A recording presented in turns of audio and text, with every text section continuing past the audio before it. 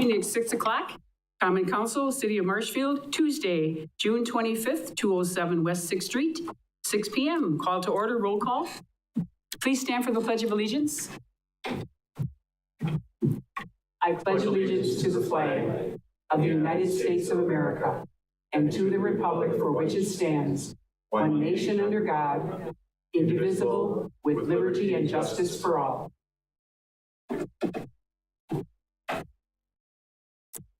Item C, identify possible conflicts of interest. Seeing none with the council, we'll move on to item D, which is public comment period correspondence. At this time, I will recognize those members of the public who have indicated a desire to address the council. Upon recognition by myself, persons may address the council. First stating their name and address, the council may act on emergency matters introduced by members of the public. First, we have Tom Witzel. And Tom, you get 5 minutes. Please state your name and your address. Thank you. Wow, hot mic.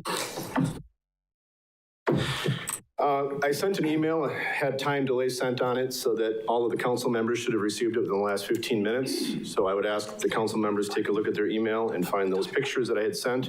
It saved me from having to print a lot of sheets. My name is Tom Witzel, 1500 South Cedar Avenue. Also a business owner in town. What I have sent is a series of pictures, and again, I did not want to have to print them all. It takes a lot of ink. But I want to just kind of walk through a little bit of the history of the Second Street project and offer a recommendation as I conclude. So on the pictures that I have here, picture one is the Second Street corridor that's been talked pretty heavily and publicly for the last 8+ years. I'm guessing that it's a project that actually began before that in committee, but at least in the public's eye, it's been talked about for the past 8 years. The first picture shows a rectangle around that Second Street corridor. Picture number 2 is a 2008 aerial photo of Second Street by the plaza prior to Chestnut Avenue and Second Street reconstruction. So what you see there is where the plaza ended up being is essentially a parking lot, and you can see that there's the old pavement on Chestnut. Picture 3 is a 2015 aerial photo of Second Street by the plaza after Chestnut and Second Street reconstruction. It's interesting that on that picture, you can see clearly the fancy crosswalks and the new pavement. And you can also see that there's a two-way street on Second Street. 1 year after that picture was taken, Second Street was partially torn up and reconstructed into a one-way street. I know that this is pretty heavy in the discussion of the public at the time. Especially as the council tried to pass a referendum to obtain more money to do street reconstruction. There was a lot of question of why Second Street was being torn up at that time. The comment when asked of city officials, comment was, we had not planned ahead for the Second Street corridor project and the master plan for the redevelopment of that area. So they tore up part of the street and they put it in the one-way. Picture 4 is the aerial photo in 2020 of Second Street, and you can see that it's a one-way.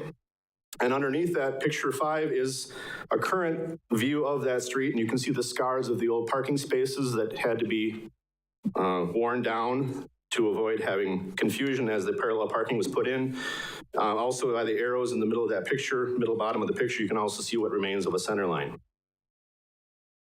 Picture 6 is the Second Street corridor on the east side of Central Avenue. Recently, this was expanded to be a 2-block one-way street. Shortly after that was approved, I was told that this was a part of the master plan all along. When I questioned a staff member, or I made a comment about the staff member about the jog of having to be in the left lane and then switch to the right lane as you continue on that one-way street, the comment I heard was, we didn't really plan ahead on that. Picture 7 is an aerial photo of the Hamas Park bathroom. Using the tools that are available on the city website, I did an estimated measurement of that building, and it's about 16 foot by 29 feet. This is what I would assume would be about the size of a restroom that would be planned for the Wenzel Plaza. It's essentially 2 bathrooms, 1 person each side, and that's what I believe is being planned. So approximately 16 foot by 29 feet. Picture number 8 is the location of the proposed restrooms, and you can see I've marked in about a 15 by 30 foot spot there behind the pergola and what that looks like. As you switch on or move on to pictures 9 through 13, you will see what that currently looks like as you travel down 2nd Street. And if you can imagine now a building in the middle of that pergola where that middle tree is standing, taking up approximately half the width of that pergola, the middle half, that would be what you're potentially looking at for those restrooms. I know I'm probably running low on time, so let me wrap things up here quickly. The new restrooms are to replace the current porta potties. There are currently 2 porta potties, which are not enough for events. Where will the temporary porta potties be placed for large events? How long will it be before the council decides the new restrooms need to be expanded? How much more of the 2nd Street frontage will be blocked by the expanded restrooms? The city has made comment that they need storage space for items used at the Wenzel Plaza. Where will that next building be constructed? And how much more of the plaza will be walled off when another building is constructed for equipment? The city has missed a few opportunities. There was oversight of building restrooms when planning the plaza. The rationale here was Wausau didn't have them, so we didn't need them either. There were also a couple of buildings that had been purchased that border the plaza, and those buildings were not looked at by the city as possible options to acquire and provide restrooms and equipment storage. Also, as we're working on this master plan as a city on the 2nd Street corridor, the council is being told by the paid planner of the 2nd Street corridor master plan that the location is a bad idea. If I could have just 10 seconds more. Yes, sir. Remember, the plaza is but a piece of the master plan of the 2nd Street corridor. It's touted to be a large economic development for the city, providing growth opportunities for retail and residential needs. Don't repeat the mistake of the past. Don't make decisions that are short-sighted and ill-advised. Please pause this project and figure out the best way to provide for all the needs of the location, including restrooms and storage that will not be detrimental to the aesthetics of the plaza, the surrounding business, and the much larger 2nd Street redevelopment plan.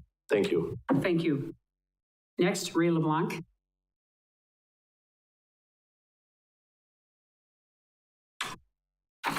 Ray LeBlanc, 309 West 6th Street here in Marshfield.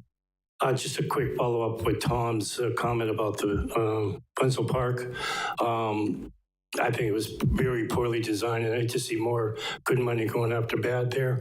Columbia Park is a nice park, but it's decaying. The stage needs an uplift, a facelift. The back door is jammed. It's a beautiful park. The benches are old. I'd like to see some money put towards Columbia Park. It's a much nicer park, in my opinion. Going on to last Thursday's special meeting that we held regarding the vendors. One thing, I know you're probably going to talk about the approval of what was spoken of last Thursday's special meeting and the changes that you were going to do. One of them, I'm not sure was addressed, is it was mentioned that a business, like say if they're going to go to a business, what I'm trying to get at is somebody mentioned that you want to go to that business and get permission slip from them. Okay, now, and then they're supposed to take that permission slip and hang it on the vendor's window. So what? So now the police officer in town has to get out of his vehicle and go check these vendors and see if he's got a permission slip to be there. And then what? If he doesn't have one, is he kicked out? Is he fined? I'd like to see a little more. I'd like to see that whole thing dropped. I don't think it's necessary because they wouldn't be parked there unless they were invited in the first place. And if they're not invited, somebody's going to put a complaint. You'll hear about it.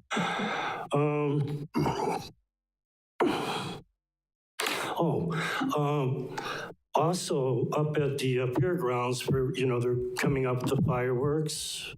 Well, before last Thursday's meeting, I know Zippy Dog's Denny over here was talking to Dale up there at the fairgrounds about confirming whether he could be there, and just checking up with him. And he said, "Oh, you can't come. I've been told that you're not allowed. No vendors are allowed up there." So now we tried to overturn this last Thursday, and we're going to further do it today. So the damage is done now. He's here and aware of it, but what other vendors were told that same thing, and how are they going to be notified that now they can come when before they couldn't come? Is somebody going to notify them? Is it up to them to kind of read your mind and know that there's a meeting here going on tonight and everything is going to be turned around so they can, be back at the fairgrounds. There must be some other vendors that might have been told the same thing. And I just want to close with the last thing is about the signs in town. Is becoming a nightmare. If you have an event, you can have one sign 21 days prior to the event. It's going to be at the park that you're going to have it at. If you have two signs, that's too many. Up and down the street all last year, I've seen make music signs up and down Central Ave. I've seen people advertising mowing jobs up and down the street, garage sales up and down the street. I was told, well, that's supposed to be not allowed either, but yeah, it's a garage sale. We'll look the other way. They're going to take it down in a couple of days. Cancer signs, the ribbons they're all over the place. And I'm sure you walk up and down these streets, you're going to see signs all the time. You guys got a battle on your hands because of the way people don't understand. We don't have time to read all of your licensing ordinance requirements. Is it okay to put a sign up? Is it not okay to put a sign up? I don't know how you can address that, but I just want to bring it to your attention that's becoming a sore issue around town, and we don't know how to handle it. So other than that, thank you guys for addressing this vendor issue, because a lot of people are here for that reason as well. So that's all I'd say. Thanks. Thank you. Next, Chris Howard.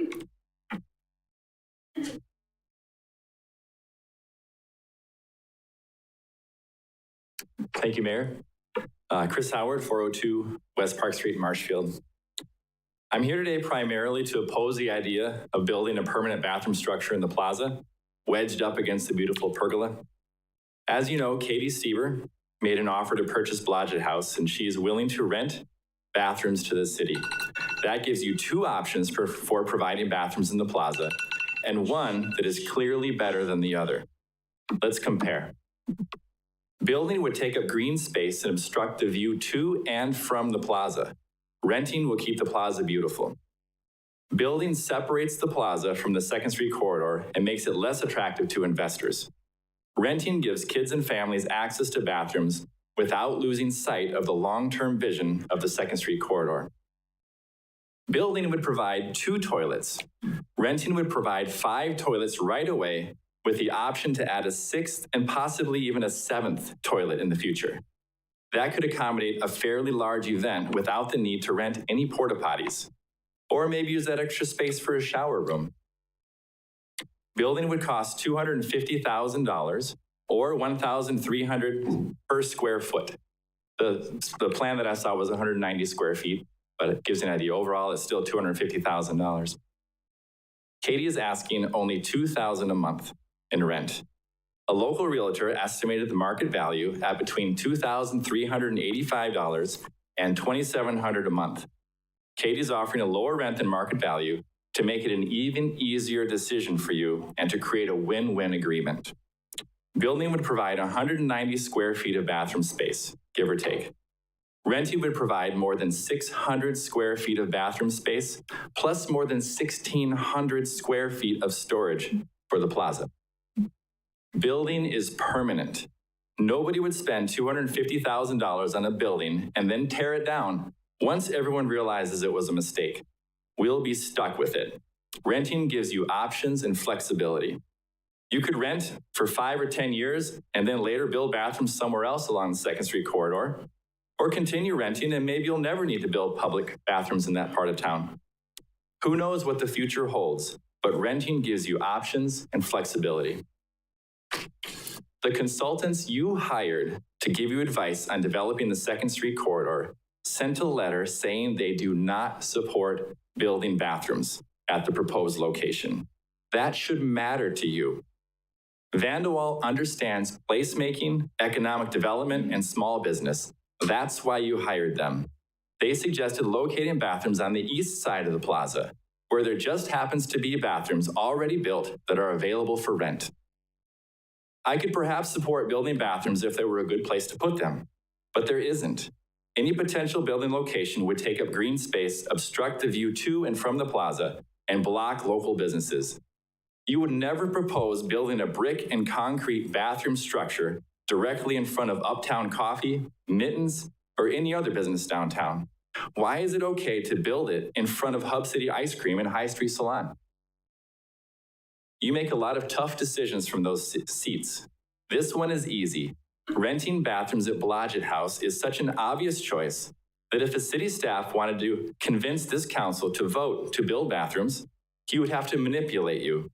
He would have to withhold information from you. He would have to mislead you. This is exactly what happened. You've seen the emails that prove it. You've also seen the email that shows how this person tried to intimidate Aaron and me and keep us from sharing our ideas with you. Those of you who voted to build bathrooms a year ago, I don't blame you. You were led to believe that was the only choice. But now you know there's another option to explore, and it's not too late. One last thing that absolutely horrifies me, and I don't think we've given it enough attention. The bathroom building plan allows for adding on more bathroom stalls in the future. Imagine if you build the bathrooms as planned and then add even just one more stall on each end of the building. You would pretty much wall off the entire north end of the plaza. The decision in front of you is this. 1, should we move forward with building 2 toilets and pretend no other option exists? Or 2, should we explore the option of renting up to 7 toilets before moving forward with building? Thank you. Thank you. Next, Aaron Howard.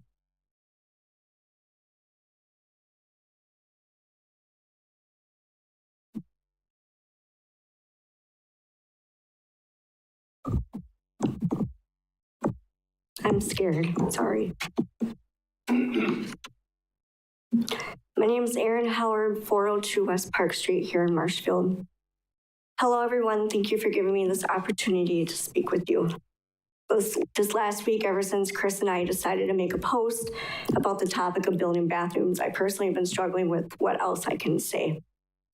Coming here should not be this stressful, and I hate that we were put in this position to begin with. All of you, and Chris and I have been misled for more than a year. Chris and I are not last-minute people. We have been trying to communicate with you for quite some time, and we all have been led to believe that we had the correct information regarding communications, and now we are all aware that that has not been the case.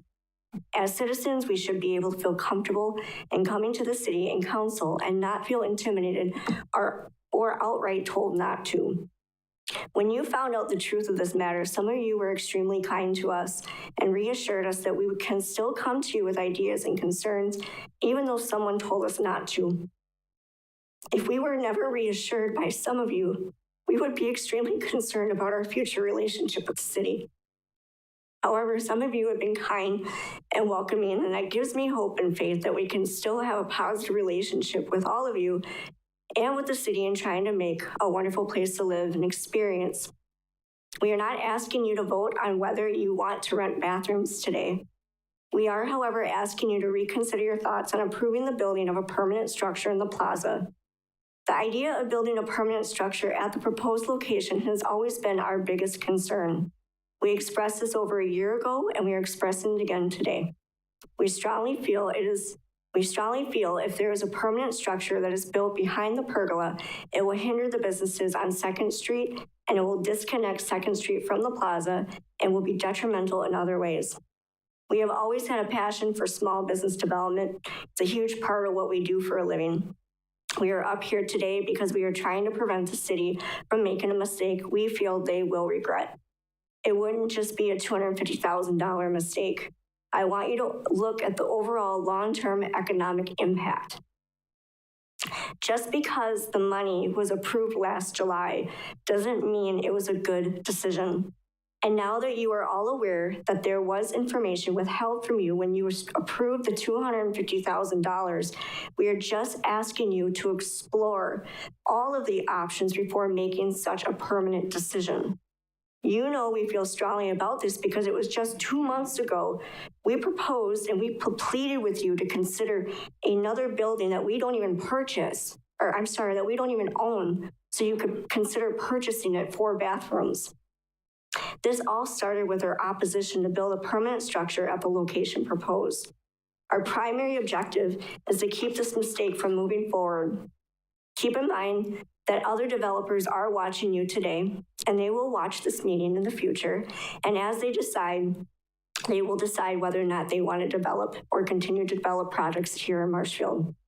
The path that led us to this point has not been flattering to the city of Marshfield. We can fix this, and we need to today. At the end of the day, we are just asking you to do the right thing. I know all of you are capable of this. It takes courage and bravery to be able to be in those seats, and I know you don't take that duty lightly. It's okay to have a strong stance on how you feel and later change your mind when you have more information presented to you. For those of you who initially felt strong about building bathrooms behind the pergola and now are reconsidering, I applaud you. I want to make something clear to those who don't understand why we are taking a stance on this matter. We feel the businesses surrounded of the plaza are very important. If the city proposed, like Chris said, to build a permanent structure on Central Avenue, that would obstruct the views and be placed in front of other businesses such as Thimbleberry, Off the Wall, Daily Grind, or others. We would be up here doing the same exact thing. The whole point of having the 2nd Street corridor is to connect the library to the ball fields and connect the businesses on 2nd Street to the plaza. So by building a permanent structure that separates the plaza from the businesses defeats this whole purpose. Years ago, when Chris and I purchased the buildings along 2nd Street, we believed in the vision that the city was telling everyone. Why harm this vision by ignoring your own consultant that you hired? There are always options. There are always ways to create win-win scenarios. And we are just asking you to please consider the businesses that will be directly impacted and consider other alternatives before making such a permanent decision. I truly appreciate you hearing this and taking the time to understand our perspective. Thank you. Thank you. Next, Andy Keogh.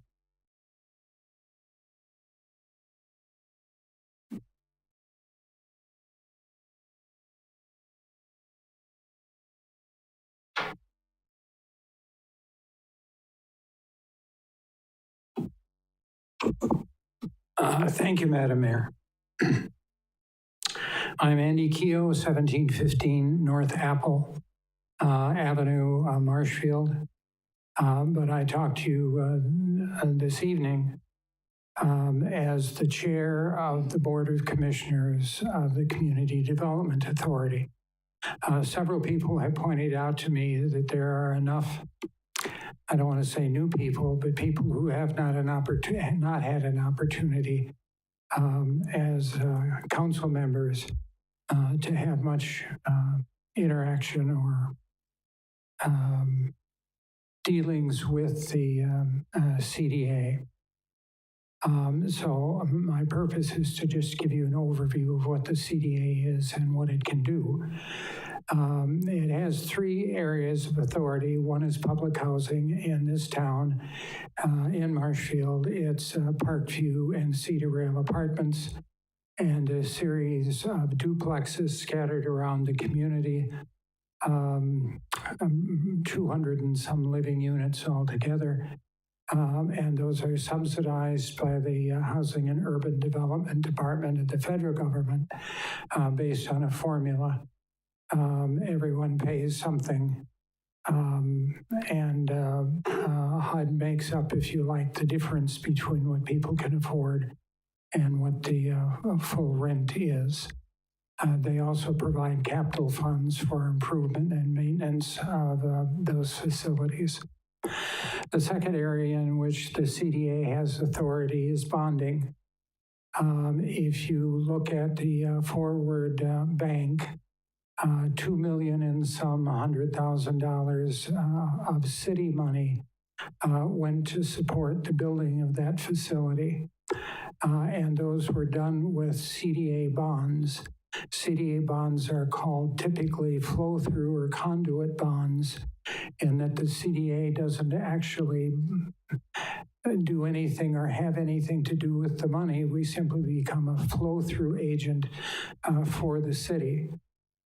So while we're the bonding entity, the city pays those bonds on a monthly basis directly to the bonding authority.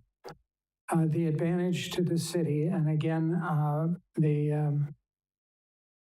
Jennifer, who is your money manager, has said to me in a stern tone of voice, the city's got to pay it back. The difference is that the CDA bonds are not looked on as debt. The payments of those bonds is looked on as same as a lease payment. So if the city is having concerns about its self-imposed debt limits or having concern about state-imposed debt limits, those debt limits can be bypassed, if you like, by using CDA bonds. The advantage might also be if you're in a situation where you have an absolute need to borrow money for a major issue, and you want to stay away from those debt limits, this is a way to do it. It doesn't work for everybody. It's not the best choice all the time, but it's there for the city if it wants to use it. Milwaukee, for example, does almost all of its bonding through their CDA, and they never have any trouble with their debt limits. And then the third thing that the CDA does is development.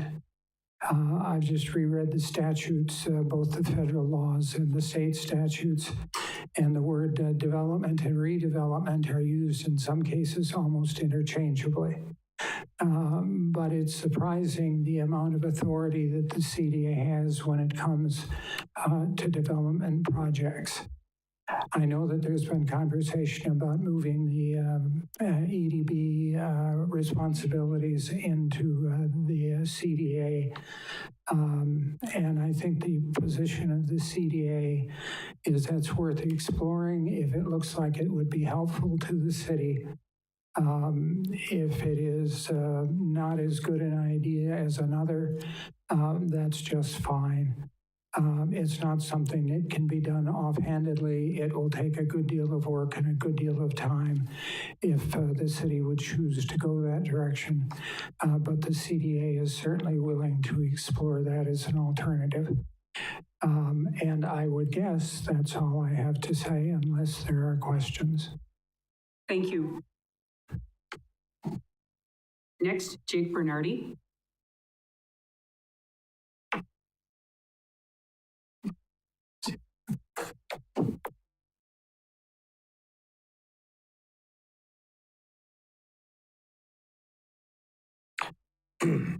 Hello, my name is Jake Bernardi.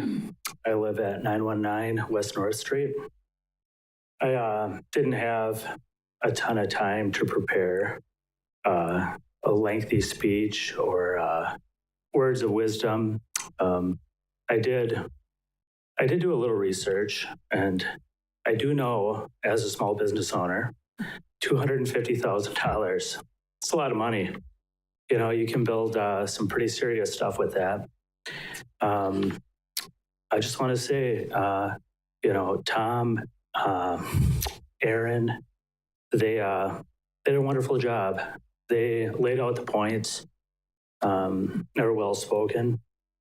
You know, it's not even a great option, but what I had when I came here before hearing all of their great ideas. I was at a graduation party, and these fantastic, like, little trailers, air conditioned, wonderful bathrooms, pretty cheap. I'm guessing for the engineering costs of this proposed restroom you guys want to build, you know, you could probably buy 2, 3, 4 of them. I don't know. But that's all I had. I just wanted to say, you know, I'm a resident and not really for it. So thank you. Anyone else wish to make a public comment?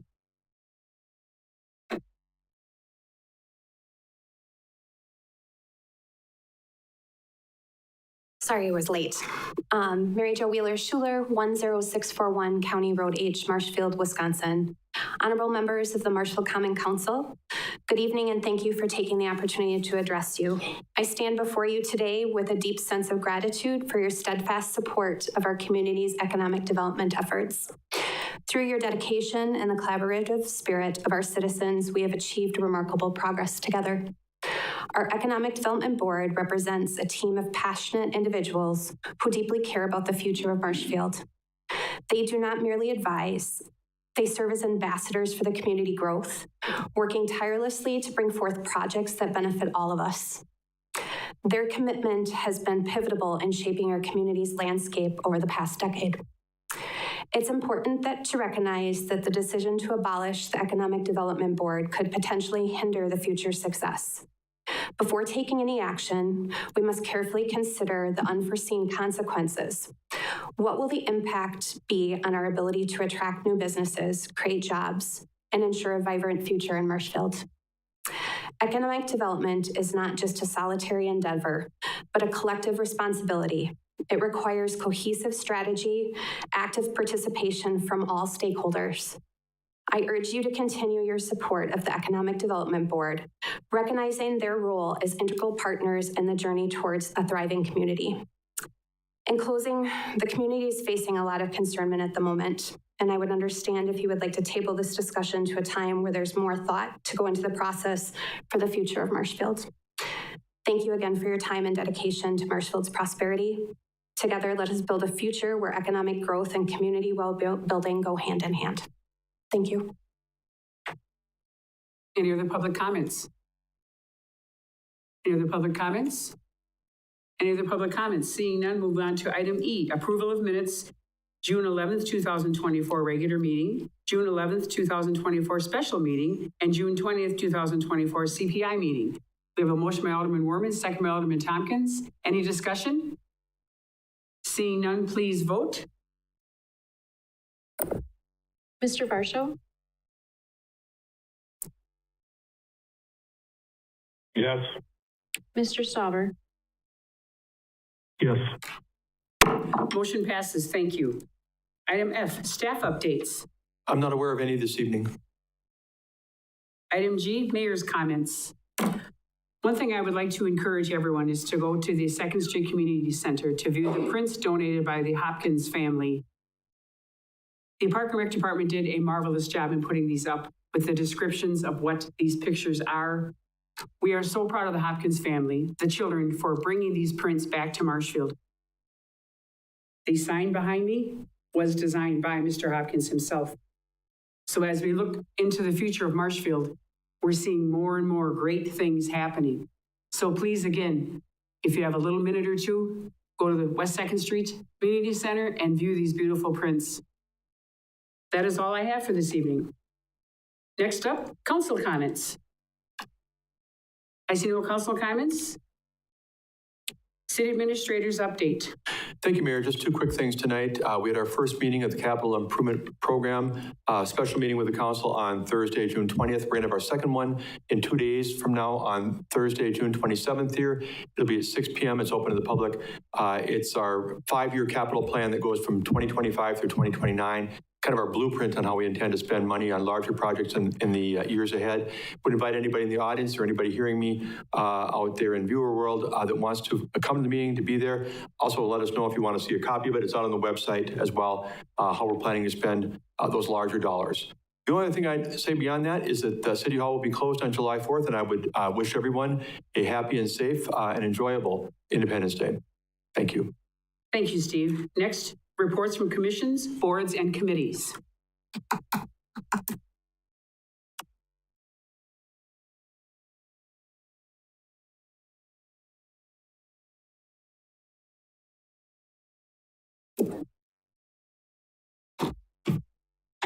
Thank you, Mayor T. Straight and council members for your time this evening. I'm Vicki Schnitzler, chairperson of the City of Marshfield Historic Preservation Commission.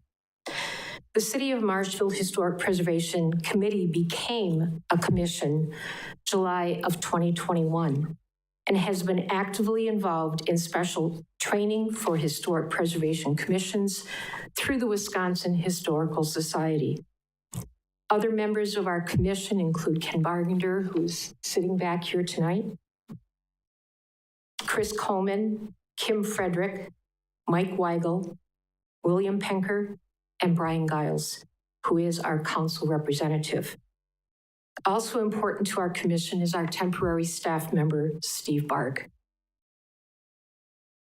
My reason for being here tonight is to share an award with this community. The Marshfield Stewardship Award program began in 2007.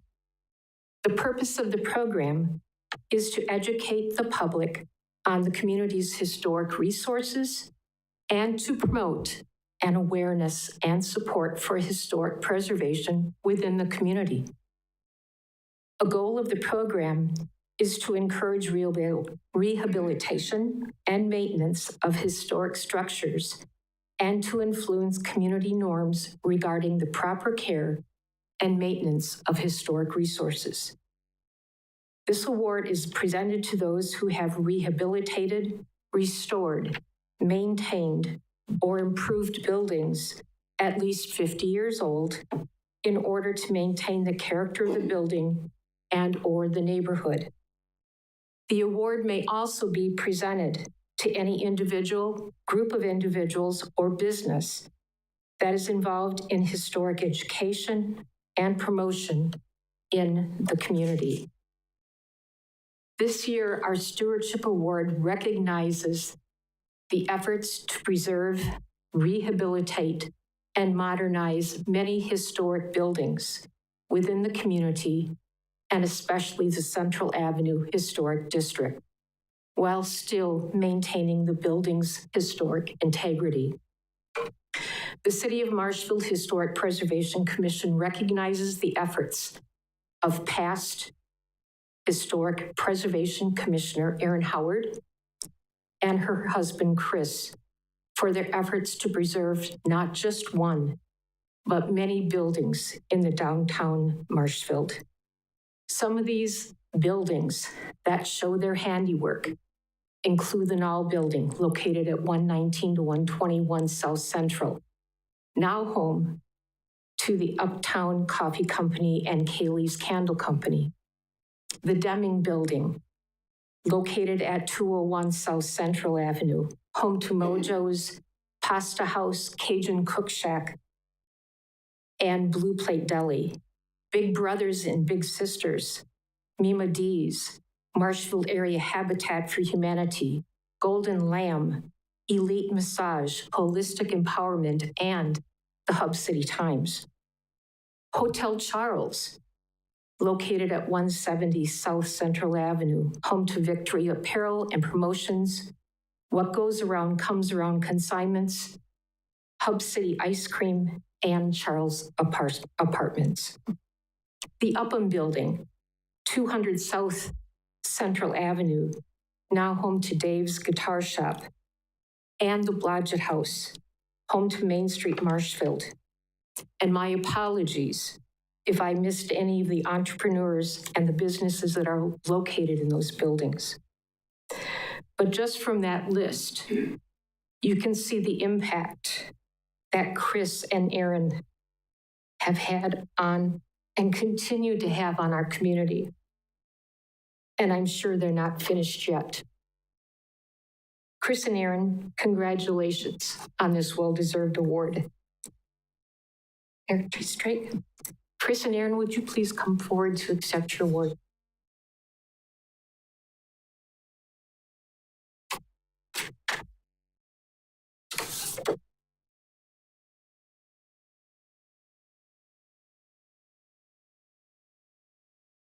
On behalf of the City of Marshfield and the Historic Preservation Commission, congratulations on all of your efforts. Thank you so much.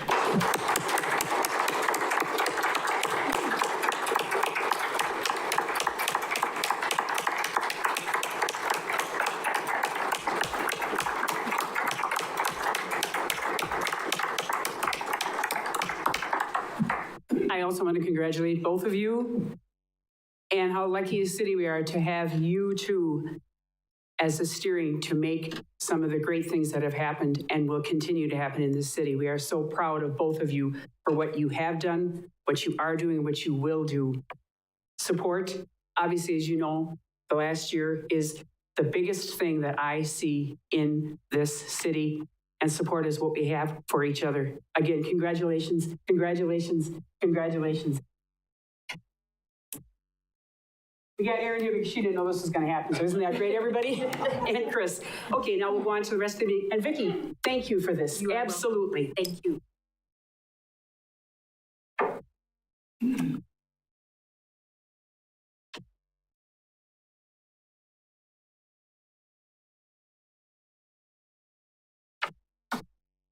Any other reports from commissions, boards, and committees? Wish someone could top that, darn it. Maybe next meeting, right? Because we have such great things in this city as we move forward. Item K, consent agenda, meeting minutes and reports. Alderman O'Reilly? Mr. O'Reilly just put his light on before I switched it. Okay. Oh, Do we have a motion? We have a motion by Alderman Fire, second by Alderman Werman. Now Alderman O'Reilly. I would like to pull item K2B from the agenda.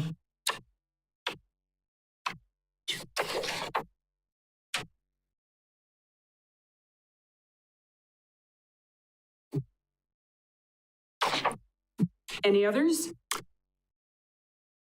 Seeing I have none? one, Mayor. Yes, sir. Hold on. I would like to remove finance budget personnel meeting minutes, June 18th, policy number 3.145.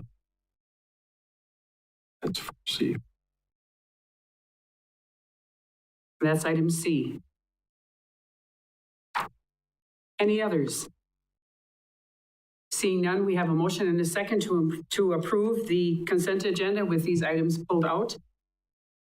All those in favor? Mr. Varsho? Yes. Mr. Sauber? Yes. Motion carries. Thank you. Our first item to pull out will be by Alderman O'Reilly. Thank you, Mayor. This just happens to be the Wenzel Plaza bathroom issue, and I have a lot of concerns about this one. I have voiced them many times, and at this point, I would strongly suggest that we make a motion to table this item until pending legal review of it. And I would, I guess at the same time, ask Mr. Wolfgram if he could give his input on that. I will give my input in this sense. It's my advice as legal counsel that you do go ahead and table this. I'm not going to get into any details, but I think the real purpose of that would be to allow the current circumstances to be reviewed. You did receive some bids. My understanding is by tabling that, we're not going to put ourselves in any jeopardy. So the circumstances aren't going to change economically by doing this. And with the intent then that at some point, city staff will come back and lay out what options legally are available to you in terms of just moving forward. Whatever that may be, then it would be up to the body's discretion. But it would be my legal advice, though, that you do take the action to table it to allow that to happen. So we have a motion by Alderman O'Reilly. Do we have a second on that motion? Second by Alderman Spiros. Is there any other discussion? Alderman Weigel? Thank you, Mayor. Do those bids have any like deadlines or like expiration dates on it? My opinion legally is that won't make any difference. They're at least with what we'd be looking at within that time frame, that's not going to be the consideration. And for other legal reasons, I'm not concerned about that. So it's, again, my recommendation without getting into details is that we're not compromising ourselves in regard to the bid. Perfect, thank you. Any other discussion? Alderman Werman? Just one quick note. So I'm not completely in the loop on this, clearly. So I'm not sure what the legal circumstances are, but this has happened a couple times where we've pulled a few items from agendas or things like that kind of fall off. If it concerns the council, my request would be that in the future we get included on communications so we understand what's going on, because right now I'm hearing a lot about like legal circumstances and I'm like, what is happening? And so it would be nice to be in the loop on that so that we know why these items are falling off agendas. Happened semi-recently too with the presentation about the Blodgett House. We had a member that was going to come in and present on that, and then it kind of fell off the day of the meeting and none of us were informed. So just the little things like that, when there's communication, it'd be nice if the council was included. Alderman O'Reilly?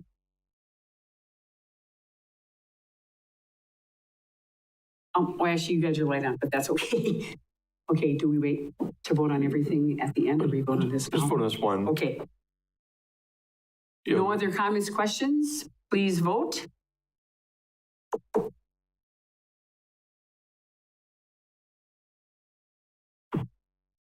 Mr. Varsho? Yes. Mr. Stauber? Yes. Motion passes. Thank you.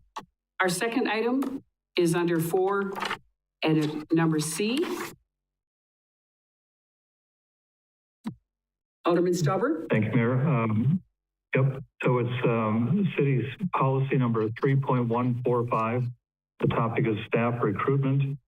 And maybe I need a little clarification, but it seems that the city council will not only approve the hiring of a new city administrator when that opportunity presents itself, but the city council will also weigh on or have final decision on department division head hirings and assistant director and supervisor hirings. So a little clarification would be helpful.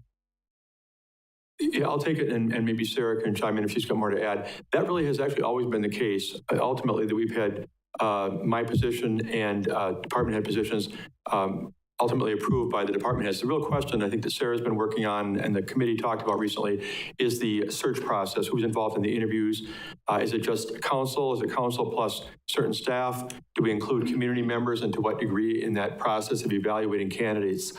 But ultimately, I don't think we've changed the notion that in the end, at the end of the day, as they used to say, that you have the final decision on those types of positions. Thank you, Steve. Yep, you're welcome. So Russ, did you want to make a motion? Or you want to resend? You tell me. So moved. So moved. Okay. Move to approve as originally done by the Finance, Budget, and Personnel Committee. Okay, we have an extra motion by Alderman Weigel and a second by Alderman Tompkins. And you agree with Alderman Stauber? Yes. Oh. That's okay, that's all right. Of course he agrees with himself, that's why I said it, yes. Okay, then we'll have Alderman Tompkins as a second, and you're in agreement with Alderman Stauber? Alderman Tompkins? Yes, I need to make sure it's clarified. Yes, thank you. Any other questions, comments? Seeing none, please vote. Mr. Varsho? Yes. Mr. Stauber? Yes. That motion passes. Thank you. Move on to item L, which is action on items removed from the consent agenda, which we did both of them.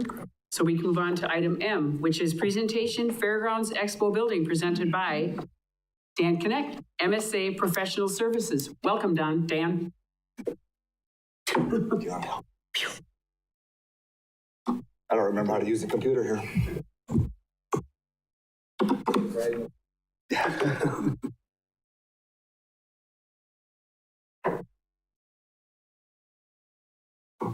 She had a dear.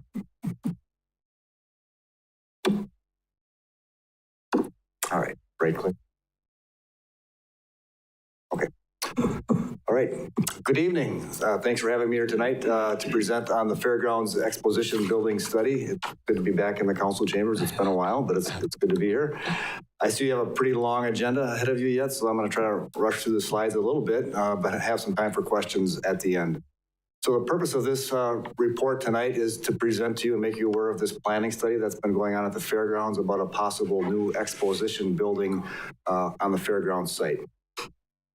So I'd like to cover a little introduction on what's all included in this study, the scope of work, existing conditions at the fairground, which I'm sure you're all familiar with.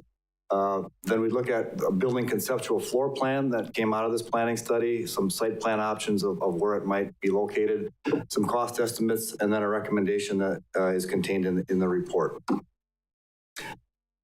So first kind of introduction is why was the study done? It's no secret that managing the fairgrounds can be a financial struggle. Much of the success or not can be dependent on the weather and the outcome of the main event, the Central Wisconsin State Fair. So the Fair Board, Commission, and others that have been involved in the fair operation of the fairgrounds have been interested in trying to further promote the year-round use of the fairgrounds. And so they've toured other facilities, other fairgrounds that have a large expo building on their site. One of the examples is the Washington County Fairgrounds in West Bend, and they've seen what a large expo building can do to improve and generate activity throughout the year at a fairgrounds like ours. In addition, as you know, there's existing buildings on the site that are in need of significant repairs. Some buildings no longer serve the purpose for which they were built. There's a lot of small buildings that have space, but it's not as doesn't provide the same opportunities as a large space would. And there's electrical infrastructure issues that are emerging that it's not able to support the demand that it's seeing, especially at fair times. So all of these elements have led the commission, the Fair Board, and others to say, what if? Well, what if we had a big building on the site, an expo building? What would it look like? Where would it go? How much would it cost? And so this study was primarily to establish those kinds of, or answer those kinds of questions. So the scope of the work was to develop a conceptual floor plan. What would the existing building contain? What kind of elements? And then look at 3 possible locations for the building on the site. Prepare some cost estimates for the building and site improvements in those different locations. Prepare a final report. And then once, or if the decision is made to move forward with this concept, then the Fairgrounds Campus Master Plan would be updated to show the preferred building expo location. The scope of work of this project was not a funding plan, how to pay for it, or a financial operating plan. It's really focused on building and site questions. So just to take a step back and look at the existing conditions, which you're all familiar with the fairgrounds, but maybe you don't know that it's 66 acres. It's split between 2 entities. About 2/3 of it to 3/4 is owned by the city of Marshfield. The remaining is owned by the Central Wisconsin State Fair Association.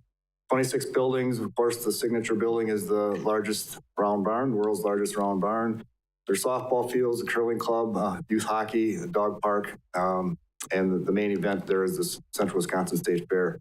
There are other events throughout the year, mostly in the summer, fall, spring months because of weather dependency.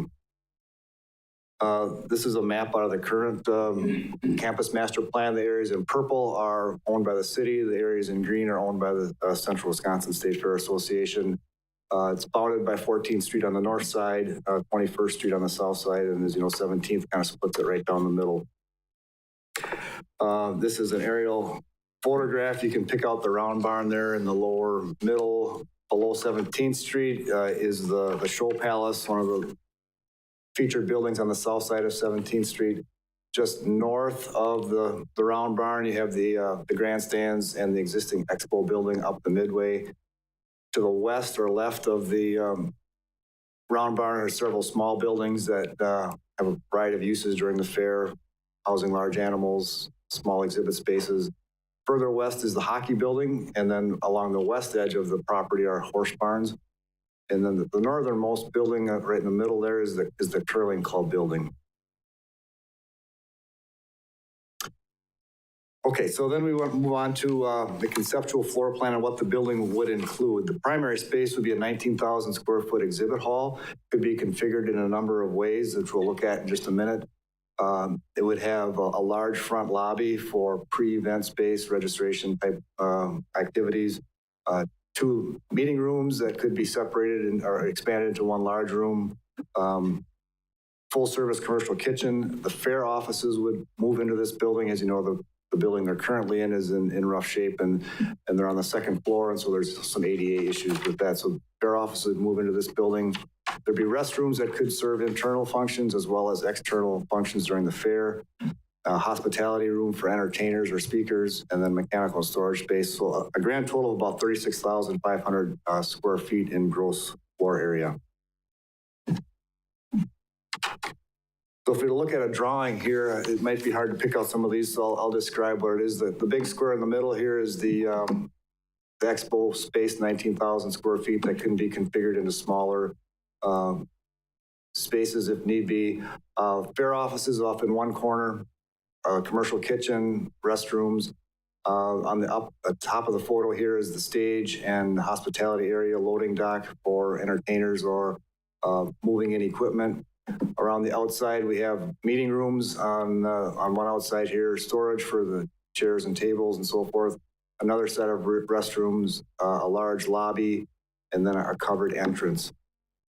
I mentioned some of the layouts that could be accommodated in this size of a space. This would be 96 10 by 10 exhibit booths. If you had vendors set up here for up to 96 in that kind of a configuration. If it were laid out as a banquet hall, there'd be seating for 630 with a round table configuration like this. And then if it was set up for a concert seating with chairs on the floor and the stage on the far end of the building, there'd be seating for about 1,960 people, almost 2,000 in a concert type setting.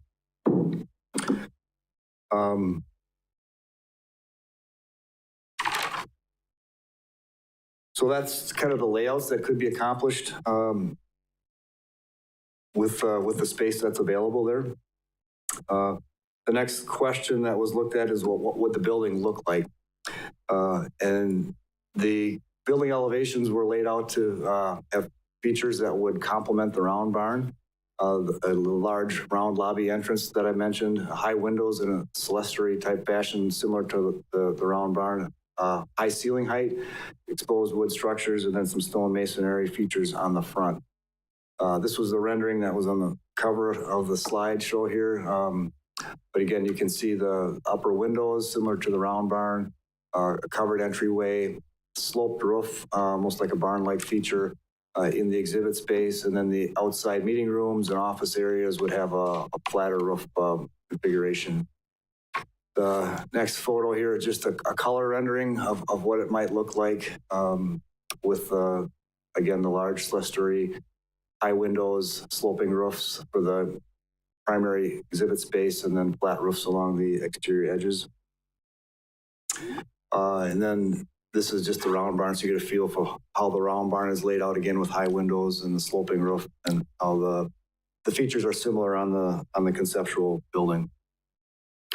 And the last photo here just shows an elevation view of the building with some heights. The peak here would be just over 50 feet, and that compares to the round barn at 70, so it wouldn't be as tall as the round barn, but it would have those similar features, again, sloped roofs off of the high peak, and then flat roof on the outside.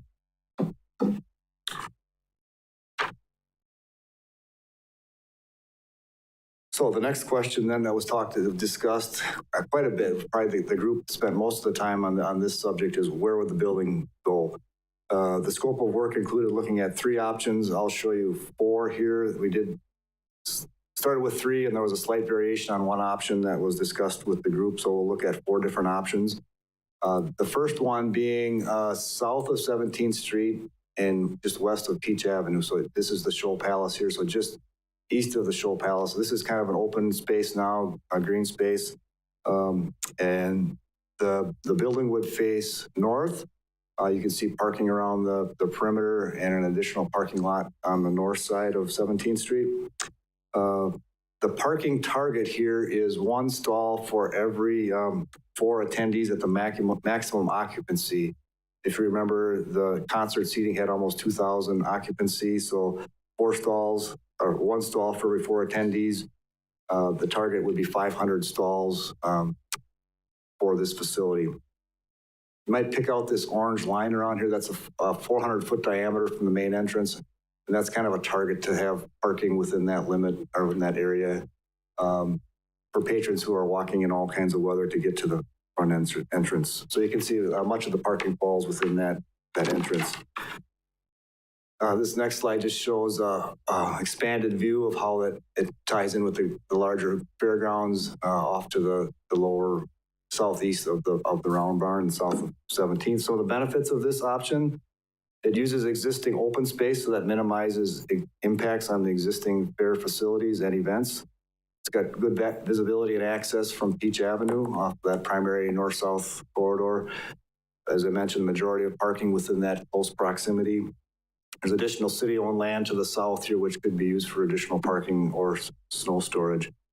Some of the challenges with this option are that the fair offices, if they're in one of these corners here, and the new restrooms, and even this exhibit space, is removed from the central location of the fairgrounds. So during fair time, the fair office and the restrooms, which could serve the fairgrounds, are further away, not in that central location. It does interfere with the large animal uses that occur during the fair on the south side of 17th, specifically with the show palace. During the fair time, they set up some llama tents here, and I think llama and goats get stored in here. So during this discussion, there was talk about a future concept of a large animal campus on the south side of 17th Street. Right now, many of the cattle that are shown in the show palace are housed here in the Knoll building and the beef barn, and they have to cross 17th Street to get to the show palace. This discussion kind of prompted, well, maybe they should focus on a large animal campus and have cattle housing here rather than across 17th Street. So I'll touch on that in one of the next options. And one of the other challenges with this option, it doesn't really address any of the deficiencies in the buildings that are currently north of 17th Street here that would still need attention of some sort, even if this were built here. The next option, let's go to the photos here, would be to centrally locate this building right in the middle of the fairgrounds. This is directly west of the current expo building and kind of to the northwest of the round barn. This would remove several of the buildings. Probably the most significant would be the Knoll barn, which sits down here along 17th Street. Would have to be relocated, and the space that's lost in these smaller buildings would be made up with would replace essentially with the larger exhibit space here.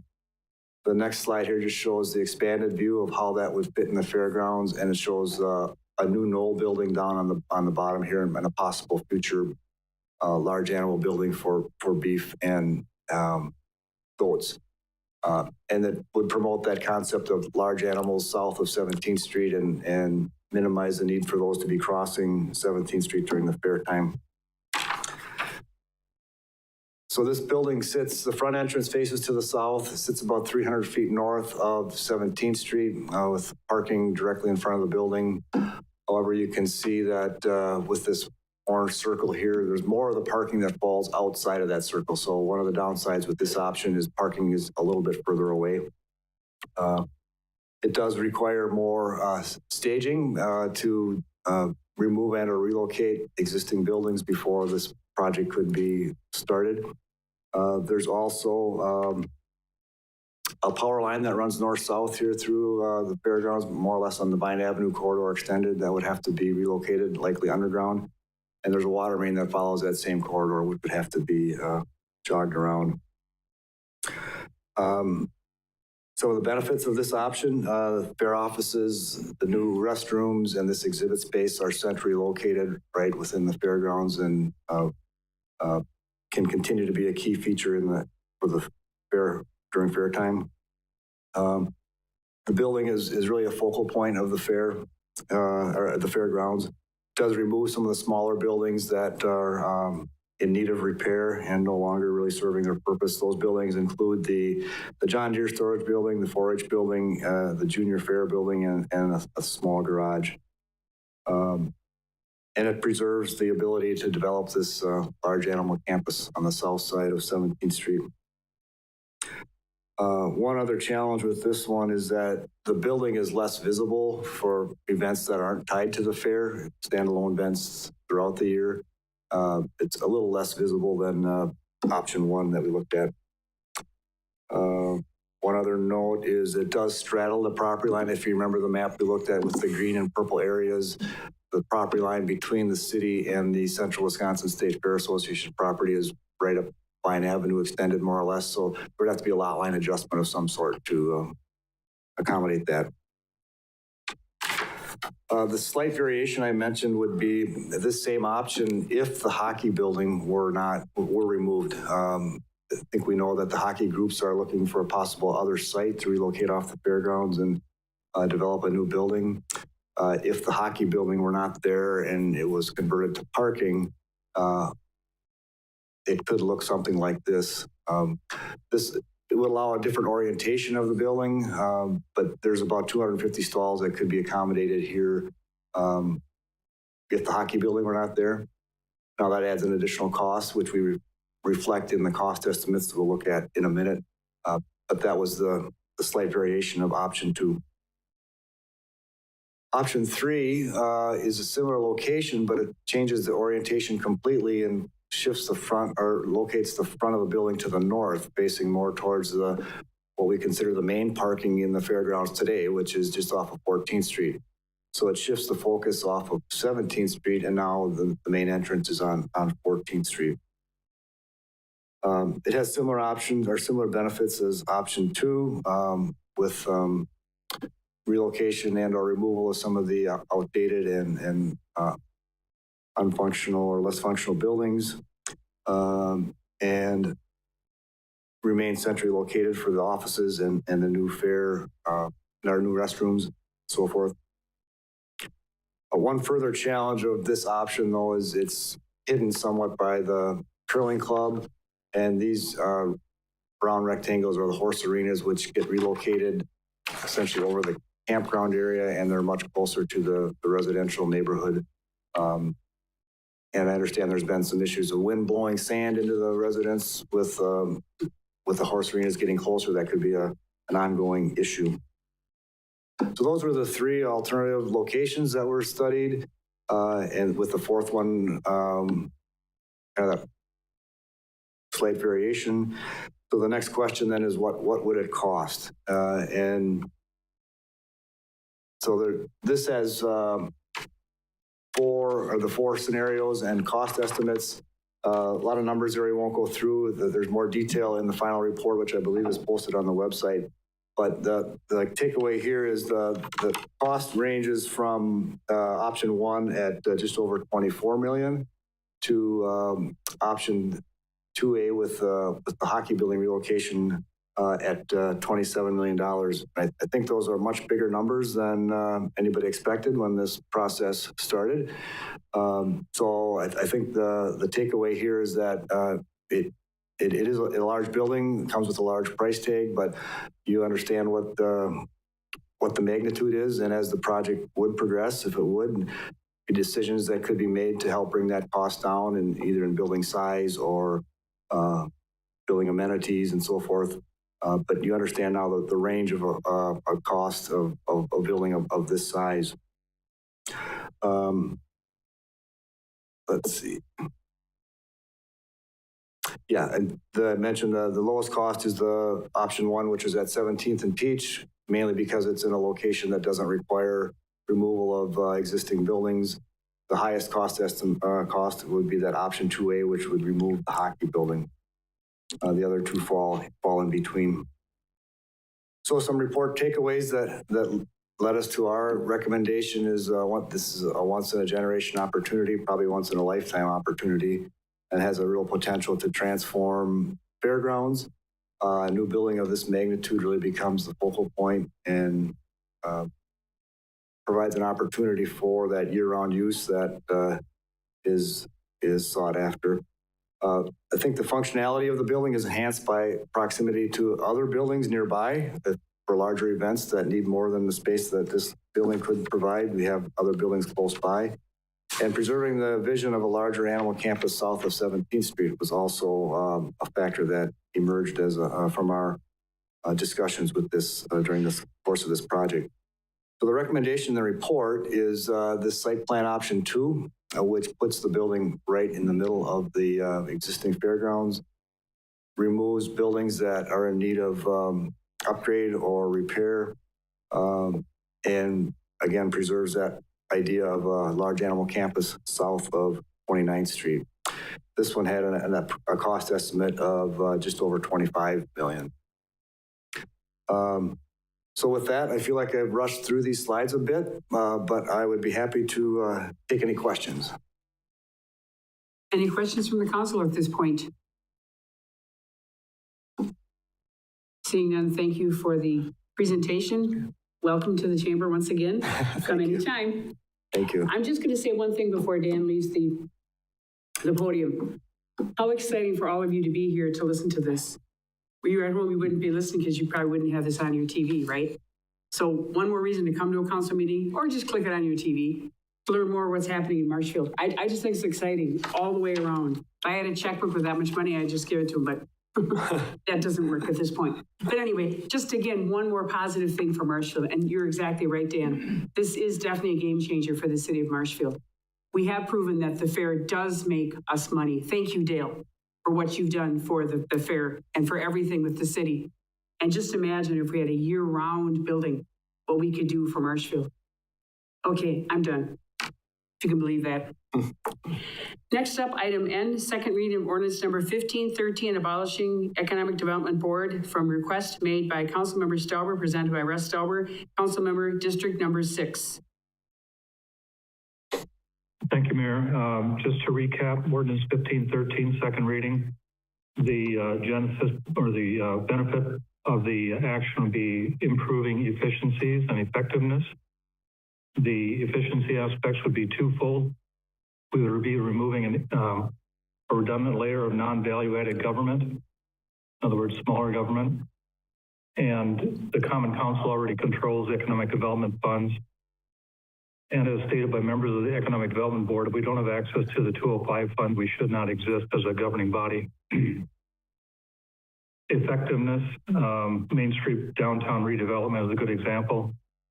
The program does not exist, and without the Economic Development Board layer, we could empower the Main Street Group, Main Street Board of Directors to execute the downtown redevelopment plan.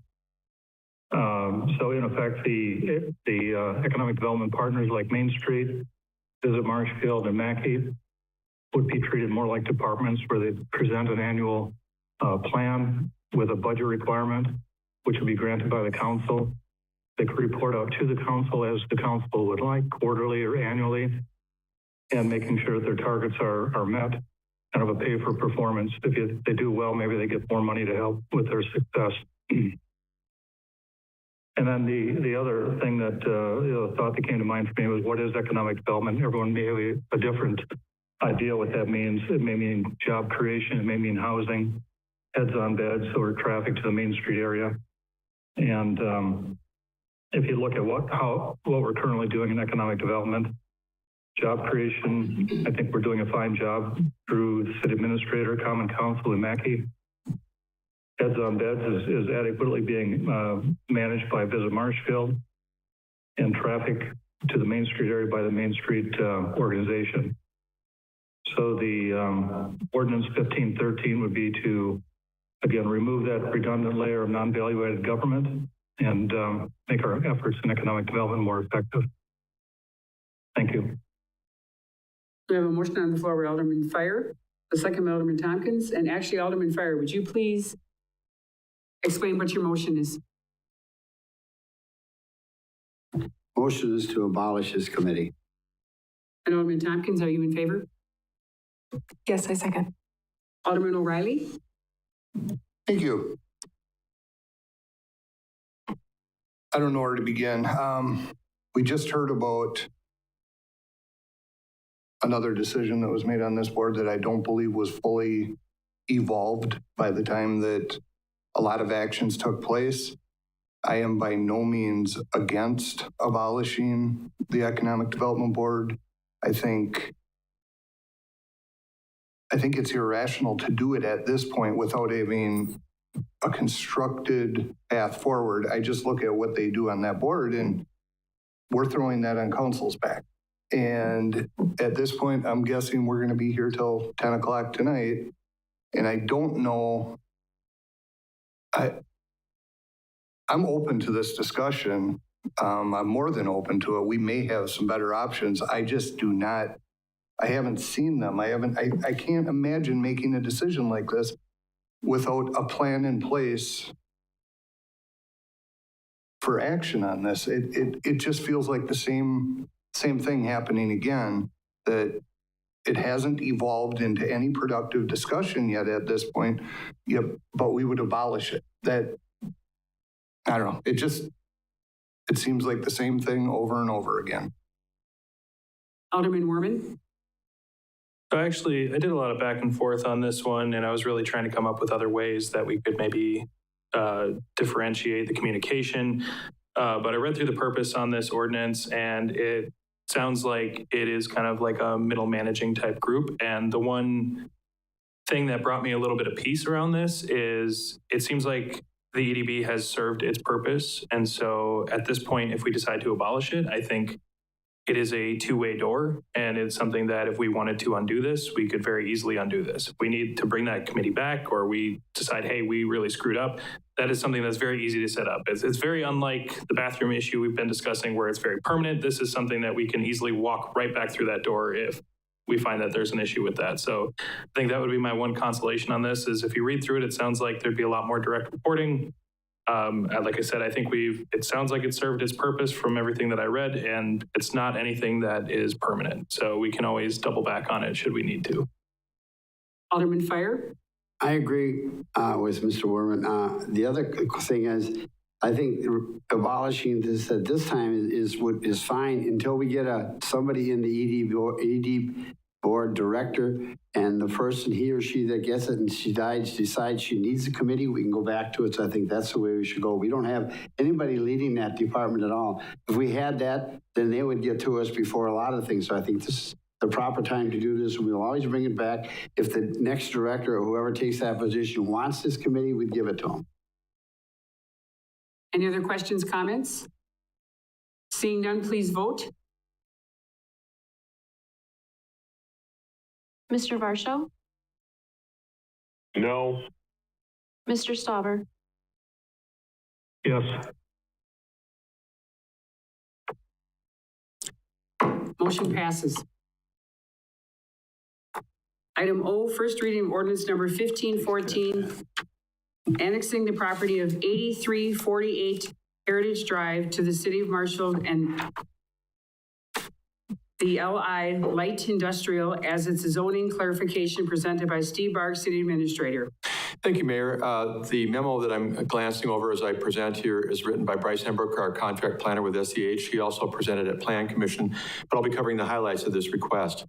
The city received a petition for annexation by Interstate Marshfield LLC. It's one parcel totaling about 10 acres, be detached from the town of Marshfield and annexed to the city. The property in question is located about 750 feet to the east of Quick Trip's property off Heritage Road. The city sanitary sewer and water services are already located near the property. They'd be able to be connected, so that's not an issue. The applicant has indicated that they plan to combine the property with the property to the west that they own and to construct a building for their auto-related business. They also plan to connect the property to the existing utilities. So the next part of the memo, if you saw it in the packet, goes through really the different indicators that need to be looked at as part of determining this is appropriate. Most of them deal with utilities, also references to whether the annexation is in the best interest of the cities based upon the comprehensive plan, the future land use plan, and those types of things. And staff finds those to all be in order and in conformance. The applicant is requesting light industrial, we call it LI zoning, for the parcel. That would allow for large and small scale industrial and office type uses and an intensity that would fit with the surrounding area. The main feature of this district would be to provide for indoor industrial activities that typically don't have a lot of impact, such as noise, sound, dust, those types of things that cause nuisances for abutting landowners. And we feel that this would be appropriate. So we think in the looking at the whole property and the whole project involved, the request, I should say, that the light industrial is probably the most appropriate district, given the adjacent properties are also zoned light industrial. So at this time, staff we're recommending approval, but we are not looking for action tonight. This is the first reading. Take any questions or concerns you have about this request. Otherwise, we would set it for action on July 9th. Seeing none, move on to item P, first reading of ordinance number 1550 and amending Marshfield Municipal Code, section 9.56, mobile food vendors, presented by Jessica Schiffrel, City Clerk. So in the packet this evening, you have an ordinance that has been drafted to address some concerns that came up regarding food vendors, mobile food vendors, after the adoption of the recent Chapter 9 revisions that we did earlier in May.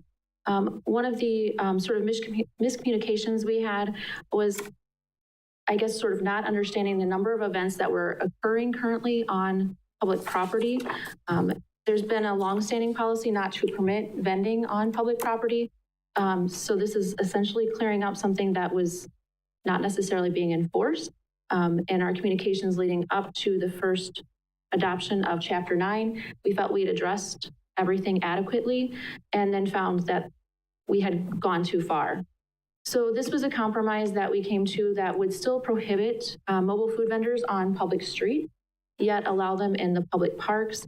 With some exceptions, you'll see in Section 5 operation, as long as an event organizer is renting park facilities, we have some exceptions as to when a food vendor or where a food vendor may park at those specific park facilities. Wildwood, it would be the Wildwood Station Pavilion. Wenzel Plaza, if someone is renting the stage. Columbia Park, if someone is renting the band shell. Any parks not listed, it's if they're renting the facility or the primary shelter. We didn't specifically call out every single park in Marshfield because we felt that terminology encompassed that well enough. One of the requests that came out of the licensing committee on Thursday was that we create a waiver that an applicant could go through to have a food truck on a public street adjacent to a private property. So you'll see some steps that were built in to accommodate that. Specifically, we would be looking for approval of the fire chief, the police chief, zoning, public works, and licensing to all sign off on that so that we cover all of the bases for any safety or other issues that might arise from that. Contrary to how we normally handle things, we are requesting, staff is recommending that you approve this ordinance and that you do suspend the rules this evening and waive that second reading so that we can accommodate the events that are happening this weekend in Wenzel Plaza and Columbia Park. And I'm happy to take any questions. We have a motion by Alderman O'Reilly, second by Alderman Fire. Alderman Werman. Thank you. I am definitely in support of getting this done. I just had a couple questions, and maybe these can be amendments later on, but I saw in here that you have to have a note if on private property, basically saying that the private property has given you permission to operate. Is there a timeline on that? Can it be, we permanently give this business the ability to operate here, or does it have to be a certain length of time? I just wanted to make sure that we clarify that at some point. And then the other thing was, are there exceptions for food vendors? Having sat on the fair board, I know that we often get into situations where deals are coming in kind of late in the game. And so I did see that the notice is for 30 days, I believe. I think it was a month in advance of all food vendors that will be attending those. But are there going to be exceptions where we'll say, you know, they weren't able to get the deal figured out until 2 weeks prior, and we can, you know, kind of expedite, if you will, the decision to bring them in? Because I do think that's something that we should consider, is that a lot of times these various vendors may not know where they're going to be super long term, and it's kind of a last minute thing. So a month is kind of a big ask. So if I could address both of those. So first off, the permission of the property owner, that's longstanding. That has been policy for several years. Just for the ease of, number one, if there is a compliance check, that it's very clear they're not going in to check with a business owner or a property owner who might not be on property that day if we're talking about a weekend. Some of this actually arose further last year during the discussion of zoning and food trucks in the farmers market. We have found that some event organizers were not aware of policies to actually require a food truck license and the requirements of those vendors. So this was sort of a caveat to make sure business owners who are inviting someone onto their property are also aware that there are requirements of them and that we as a city do not require the insurance. So that's something the property owner can look into. The other part, I forgot already. What was the second question? It was the month-long notice, and if you're able to pull in and expedite. So we always work with the event vendors on that. Right now, we just put the 30-day because most of the larger events are very well aware of who their vendors are well in advance. There's always an exception if somebody comes in, you know, fair has a cancellation and they have a vendor come in the week before. We can issue a food truck permit day of, and we can get communication with the fire department for them to go out and do that fire inspection. That will continue. The 30 days is just a courtesy. Hey, if you can get it to us so we can track down your vendors and communicate with them. Alderman Tompkins? Thank you, Madam Mayor. I was at that meeting on Tuesday, and I just want to commend the food vendor group as well as the city for how well you communicated with each other, worked with each other. It was such a respectful meeting, and I just think everyone should have been proud. I felt like people walked out just sort of with, we got something done. So good job for that. I did just want to have Jessica clarify. I had a email from someone in my district. If they're invited to an event, it is the event organizer who is responsible to get all that information to you guys. If they already have a license, the event organizer's not doing it. It's not putting the extra work on the vendor. And I think that's what you were saying. Is that correct? Correct. We're asking the event coordinator to communicate with us who their vendors are. Alderman O'Reilly? Thank you. I will piggyback on Natasha's statements. I think you guys did a wonderful job bringing this forward quickly, and it was important to happen quickly. So thank you for that. I would like to review this further in the near future. I think we touched on a couple of key issues, but I think we should bring this back and review all of it because I have a lot of questions on where the stuff came from, and I think we should have some discussions about the impact that each of these requirements make. That would be my only suggestion, but I will be definitely supporting to suspend the rules and move this forward. We have a motion and a second. Any other discussion or comments? Can I just clarify, is that motion to suspend the rules? Seeing no other comments, please vote to suspend the rules. Mr. Varsho? Yes. And Mr. Stauber? Yes. Yes. That motion passes. Thank you. Item number Q, request to approve. No, you need to actually vote on the actual motion. Oh, I'm sorry. That's okay. Now we'll go back. Okay, we have a motion by Alderman Tompkins, second by Alderman Spiros. And to Alderman Tompkins, your motion is? My motion is to approve this new policy. Thank you. Any other questions, comments? Seeing none, please vote. Mr. Varsho? Yes. Mr. Stauber? Yes. That motion passes. Thank you. Now on to item Q.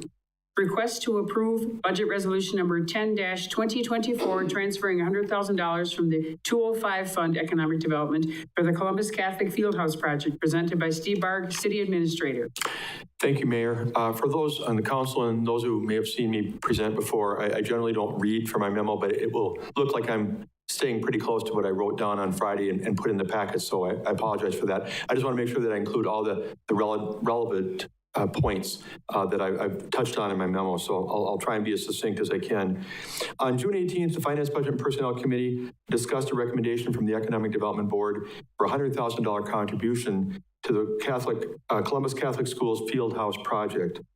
In making that recommendation, the EDB cited the economic impact that would result from the project and the community benefit provided to Marshfield residents through having an opportunity to use the field house.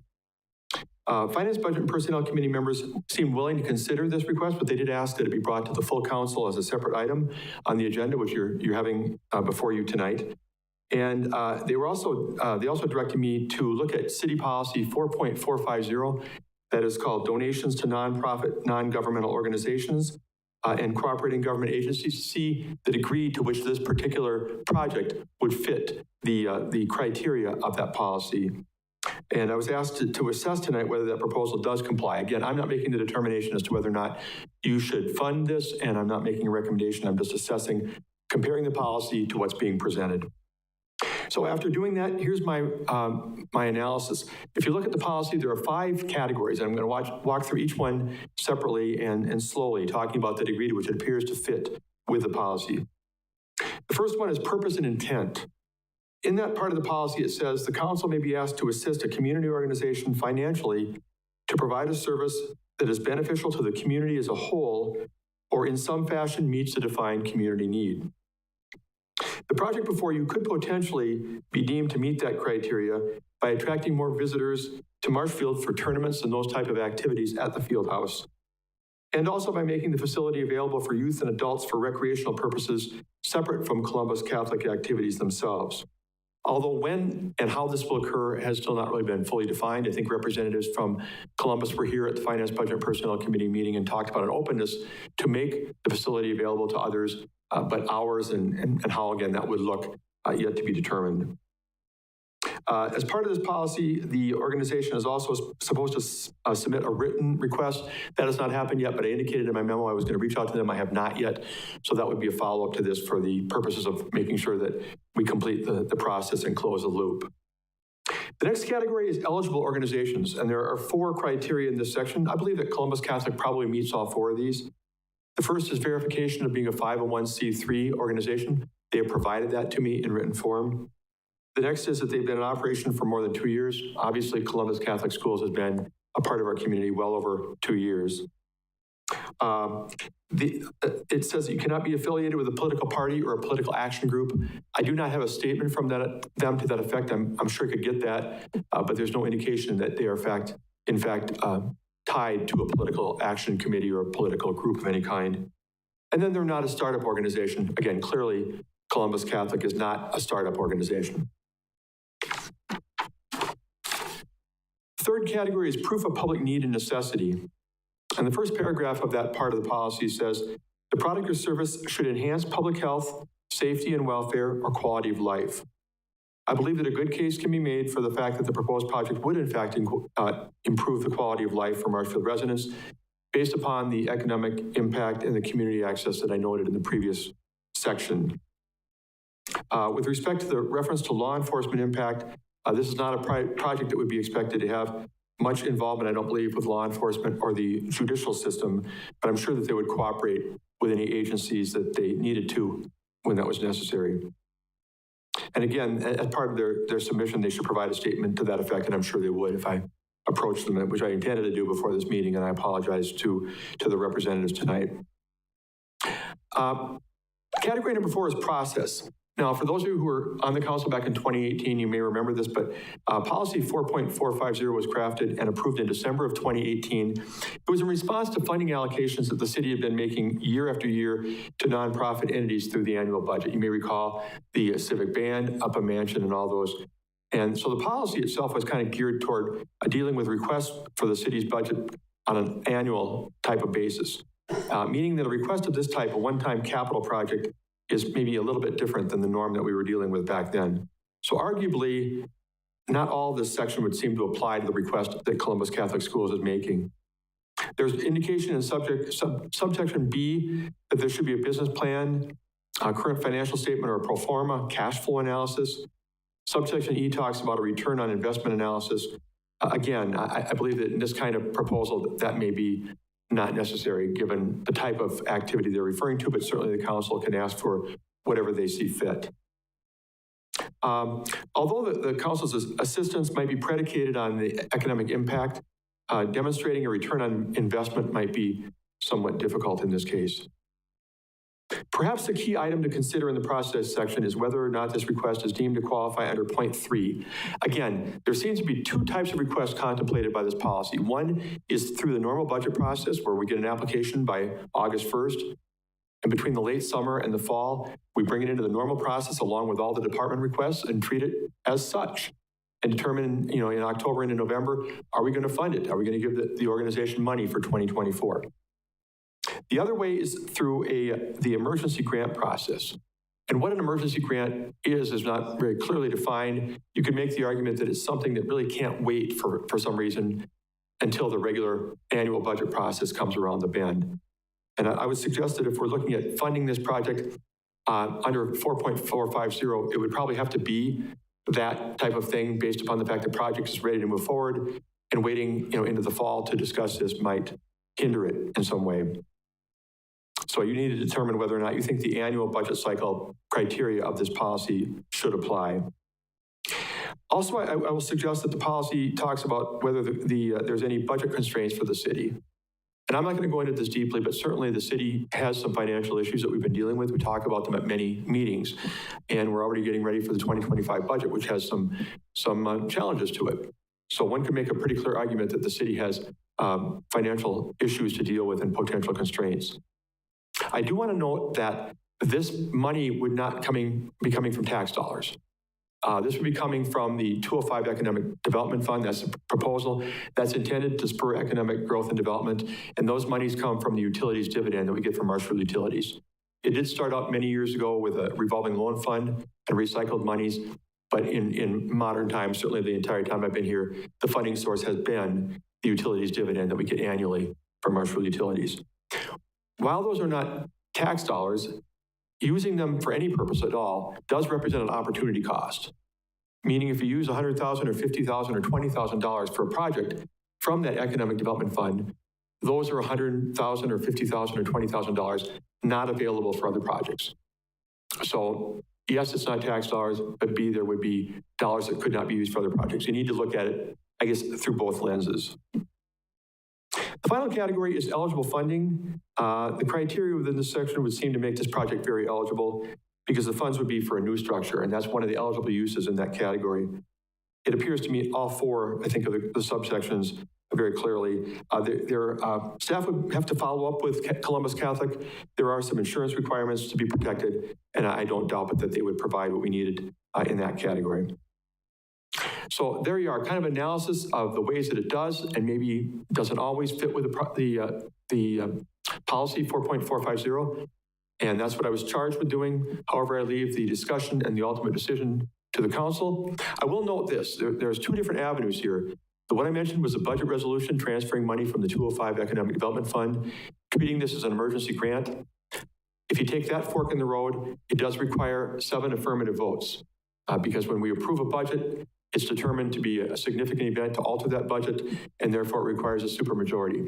And that's 7 of the total number, which tonight would mean 7 of 9 since one of the members is not here.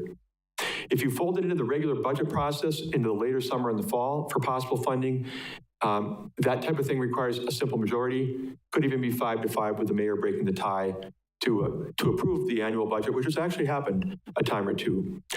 So that's a note about process so that you understand what we're going into. I would take any questions, otherwise I would leave it to the council and the mayor for discussion. First, you have a motion by Alderman Fire, and your motion is? A budget resolution. And second by Alderman O'Reilly, and you agree? Alderman O'Reilly? Can we get a clarification on which way he would like it approved for the emergency or? The way he would want it? Yeah, I guess I want to make sure I understand. I don't think, just to clarify, I don't think you could actually make a motion to approve it in the budget yet because the budget hasn't even been presented. But are you talking about bringing it through the budget process to a presumed positive? Is that where you're headed? Or are you looking, I think you said the budget resolution, correct? Well, that's what's in front of us. Correct. That is correct. So it would not be the emergency? That would be treating it as an emergency grant. Yep. And treating it as a budget resolution with the funding source being the 205 Economic Development Fund. Correct. Correct. Okay, yes, I'll agree. Alderman Werman? Okay, so reading through this, I mean, I don't see any major concerns. I think the couple things that I have that stick out in my head are, I'm always hesitant when we get into the school systems. I know that Marshfield did a whole athletic facility a couple of years back. Did we give to that at all? Because I know that went through a referendum at one point, but did the city provide any funding to that? We did not proactively, and there was no request to do so. Okay, because and that's just where I get is like, obviously there's children going to different schools, so then you have community members who are upset about, oh, you helped this person out or that group out, not this group out. So I always get a little hesitant there. But then also you brought up the one thing that was on my mind as I read through this, which was just the budget constraints that we're in. I mean, if we were going to go one way, I would want to wait until we get a little bit further into the budget meetings and understand a little bit more. But I think my biggest concern is like, I think it was April, and Justin, correct me if I'm wrong, but I think in April, Justin came to a Board of Public Works meeting, and we had to pull back on the Bram Park bids because we didn't have the funding. So stuff like that I look at and I'm like, I would rather allocate those funds to that when we're mid-project and we're not able to fundraise for stuff like that, or we're not currently fundraising for stuff like that, and be able to finish that versus go through it and donate to a group that has raised a bunch of private fundraising. Just because I think we're obviously in a spot in the city where we don't really have that money. So if we're going to put it somewhere, we should probably finish our projects and try to complete those first. Because I think that's just going to be in limbo until money comes through. And so I always find that a little bit concerning. So that would be my only thoughts on the issue. If we were going to revisit, I would much rather revisit as we get further into the budget and know a little bit more about where we financially stand. Alderman Weigel.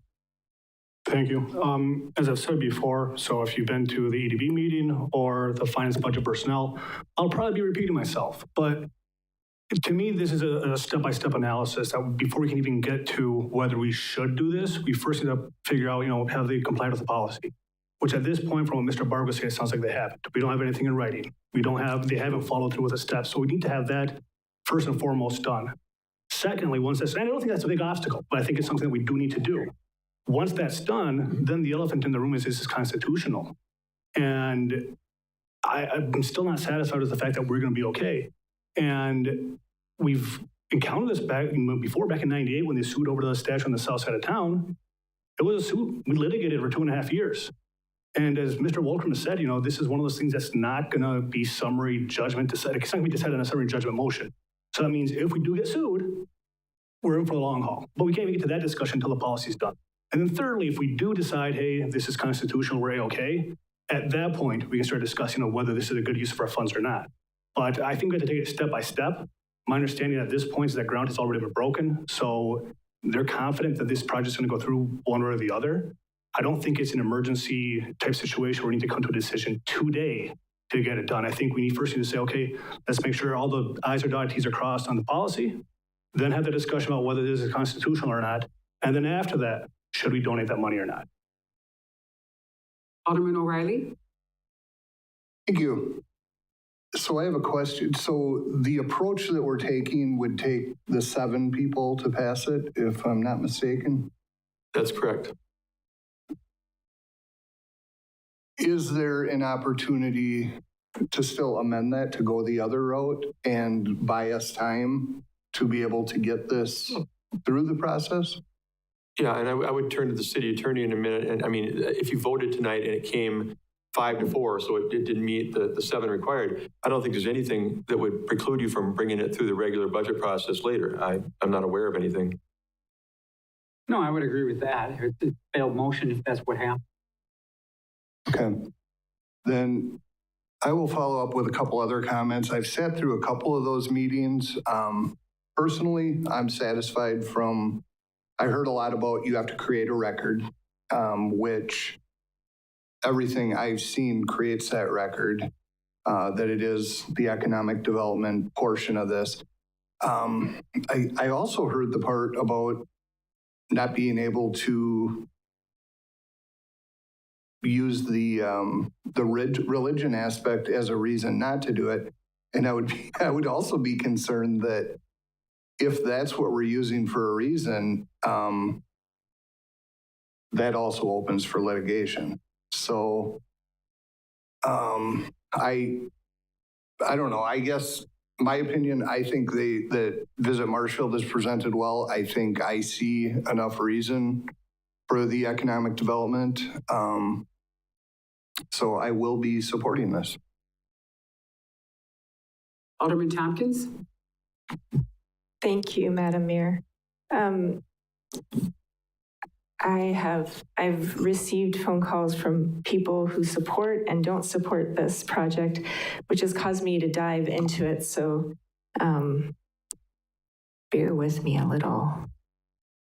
Okay, so from Matt McLean, I did ask him, to give an estimate of, in a tournament, how many hotel rooms, because really when we talk about economic benefit to the city, we don't get sales tax. So our economic benefit to the city is that 3% that we get from the hotel rooms. And so 90 rooms is what's projected would one of these tournaments would be used. So over the course of a year with the 26 tournaments that are being displayed, it would amount to about $18,000 that would be given to some Visit Marshfield and Parks and Rec. And that Parks and Rec, out of that $18,000, would get about $5,000 a year. So that would be our return on investment, would be the $100,000 divided by $5,000, which would be 20 years. So that's the that's the whole thing when we talk about heads on beds, is to say how much money does this really bring to the city? And so that is for that question. That's just information that I asked from Visit Marshfield. Thank you for writing this. Was this from you? Yeah, it was, and I didn't know how far or where you would go tonight, so I did prepare that because of some of the questions that were raised partially by Alderman Reigel. And the only thing I hesitate with is that I handed those out here. So we've got two council members that are on video tonight that didn't see that. And if you wish, I can read that. I don't want to take up the time, but I would propose to do that just so that everybody's on the same page, so to speak. So what this is an analysis of is the summary of the public purpose doctrine. And I want to be clear, that's a little bit different than what Alderman Reigel has been raising, but it's tied to it. And the reason I say that is, of course, the question that's been raised here is sort of, you have a religious entity who's asking for money.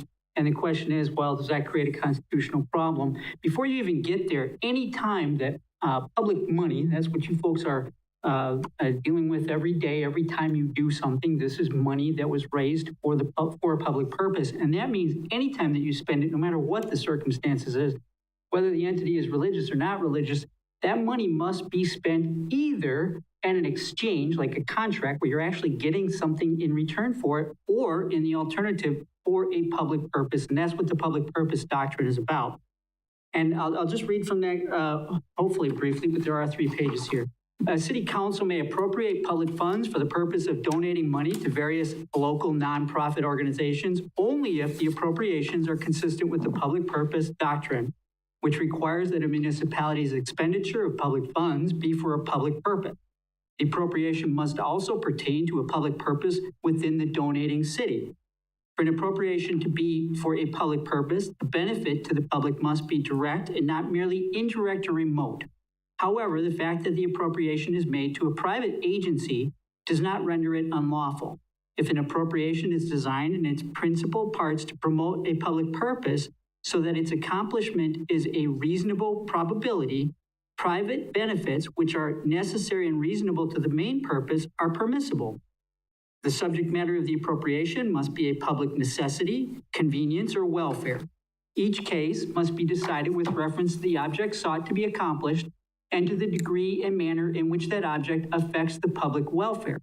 Factors which may be considered include the course of usage of that government, the objects for which taxes have been customarily levied, the objects which have been considered necessary for the support and proper use of government, the extent to which the expenditure results in competition with private enterprise, the presence or absence of a general economic benefit, and the necessity and feasibility of private performance.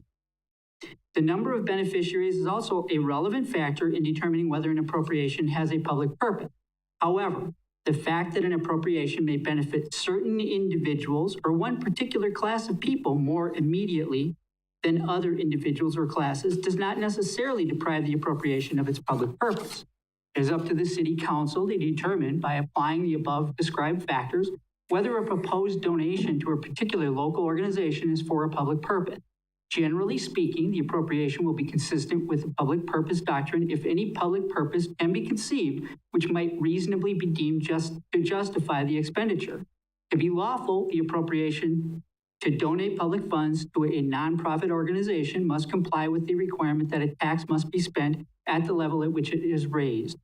Stated another way, the purpose of a tax must be one that pertains to the public purpose of the district in which the tax is levied and raised. A donation to a city historical society would comply with this requirement, while a donation to an organization operating at a county, regional, or state or national level might not. I read that because I think you can see, first of all, what that concept is, but more importantly, Mr. Barg read tonight the policy that you created, and I think in every aspect, that policy was designed to meet this requirement. And so again, much like I advised at the EDB, I like the fact that we have that in place. You should try to adhere to that policy. And even if there's some concern that as we're going down this path, another way to do this, to literally make findings on the record that this body says, here's how we have met that. You literally create a finding like you would in a hearing setting. Now, you don't have to do that. You got a motion on the floor. You can decide all those things. But in terms of the issues that have been raised, that's how I would address them. We've talked a little bit about sort of the summary judgment aspect and the issues that could be raised. And we are in dangerous waters because religious entities and whether you're promoting religion, that's always ripe for some potential litigation. But based within these parameters, the concept of this is that you should be on the right side of this if you adhere to the idea that we're not giving to a religious organization for the purpose of a religious organization, but we are giving money that is going to provide us a public purpose with a public purpose that will benefit the public in general, even though one particular entity might gain a benefit that is different than another group of people. That is the concept. But you have all kinds of other issues. You folks need to sort out the idea that you're doing that now with a school where another school didn't even approach you for that money. What does that mean? What will that mean in the future? Does that mean every time that you're going to have something come up that the school district's now going to come and ask for some kind of donation? That's for you folks to work out completely independent. But I wanted you to understand how this fit in terms of the law, that I synthesized that generally from the case law that talks about the constitutionality of using public money to donate to private entities. Because to make this very clear, no matter how much this body chose to do it, if you had someone in the community, for example, that had cancer, and this body sat down and said, that's a great person, what a terrible tragedy, and we want to donate $50 to that person, that would be unlawful. That's it. Thank you. Do I still have the floor? Actually, Brian Varsho. Well, I didn't actually give. Okay. I still have the floor. That's fine. Request to amend the motion, which we need to hear the amendment request from Ms. Reigel. It's true, but I do think, technically speaking, Natasha had the floor in the sense that she had asked me that question. Yeah. So you need to let Natasha finish. Alderman Tompkins, please continue. Okay. So we have an amendment coming up. I'm actually going to yield the floor then because I don't know what the amendment is. Thank you. Alderman Varsho? Mr. Reigel has the amendment request. Hey, no, I'm okay. No, I'm sorry, Alderman Varsho. I spoke out of turn. Alderman Reigel has the floor. You actually raised your hand before he did. So, Alderman Reigel? I'll make the motion to amend to table this until the policy's been satisfied. Is there a second to that motion? I'll second that. Now, Alderman Varsho. I'm okay now with the amendments. I don't really need to discuss it now because they made the amendment. Thank you. Any other discussion? Seeing none, please vote on the amendment.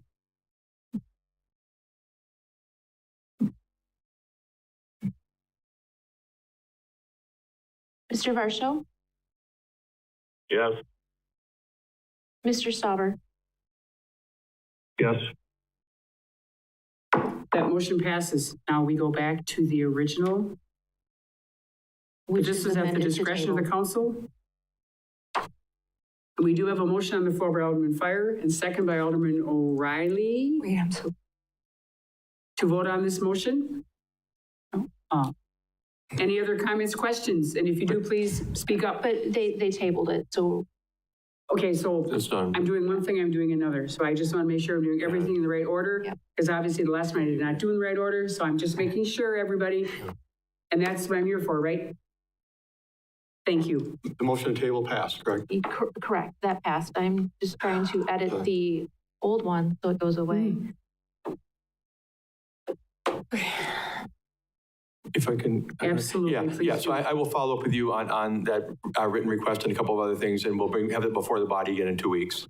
And I apologize. I did see that on Friday, and I even noted in my memo that I was going to try and see if I couldn't get that from you in advance. But you know, I'll get you to fulfill the written thing. I'll talk to you in the morning. Item R, request to approve recommended changes to the Mill Creek Business Park covenants presented by Tom Turchi, Director of Public Works.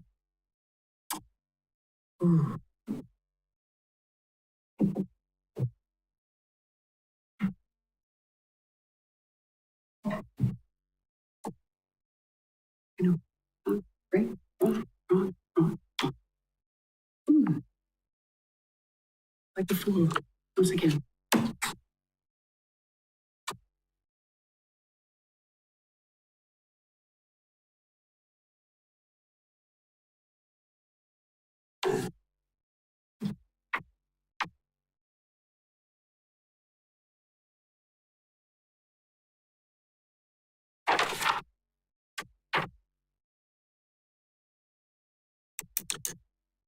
Shut it down.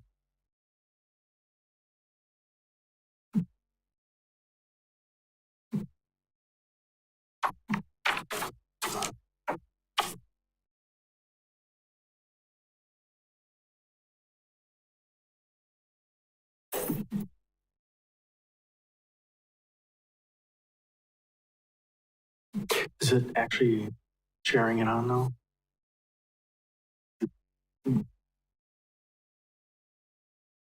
Can't turn it. Just. And no. And I can't, because of the way the button's lit up, it's the view show. Ooh.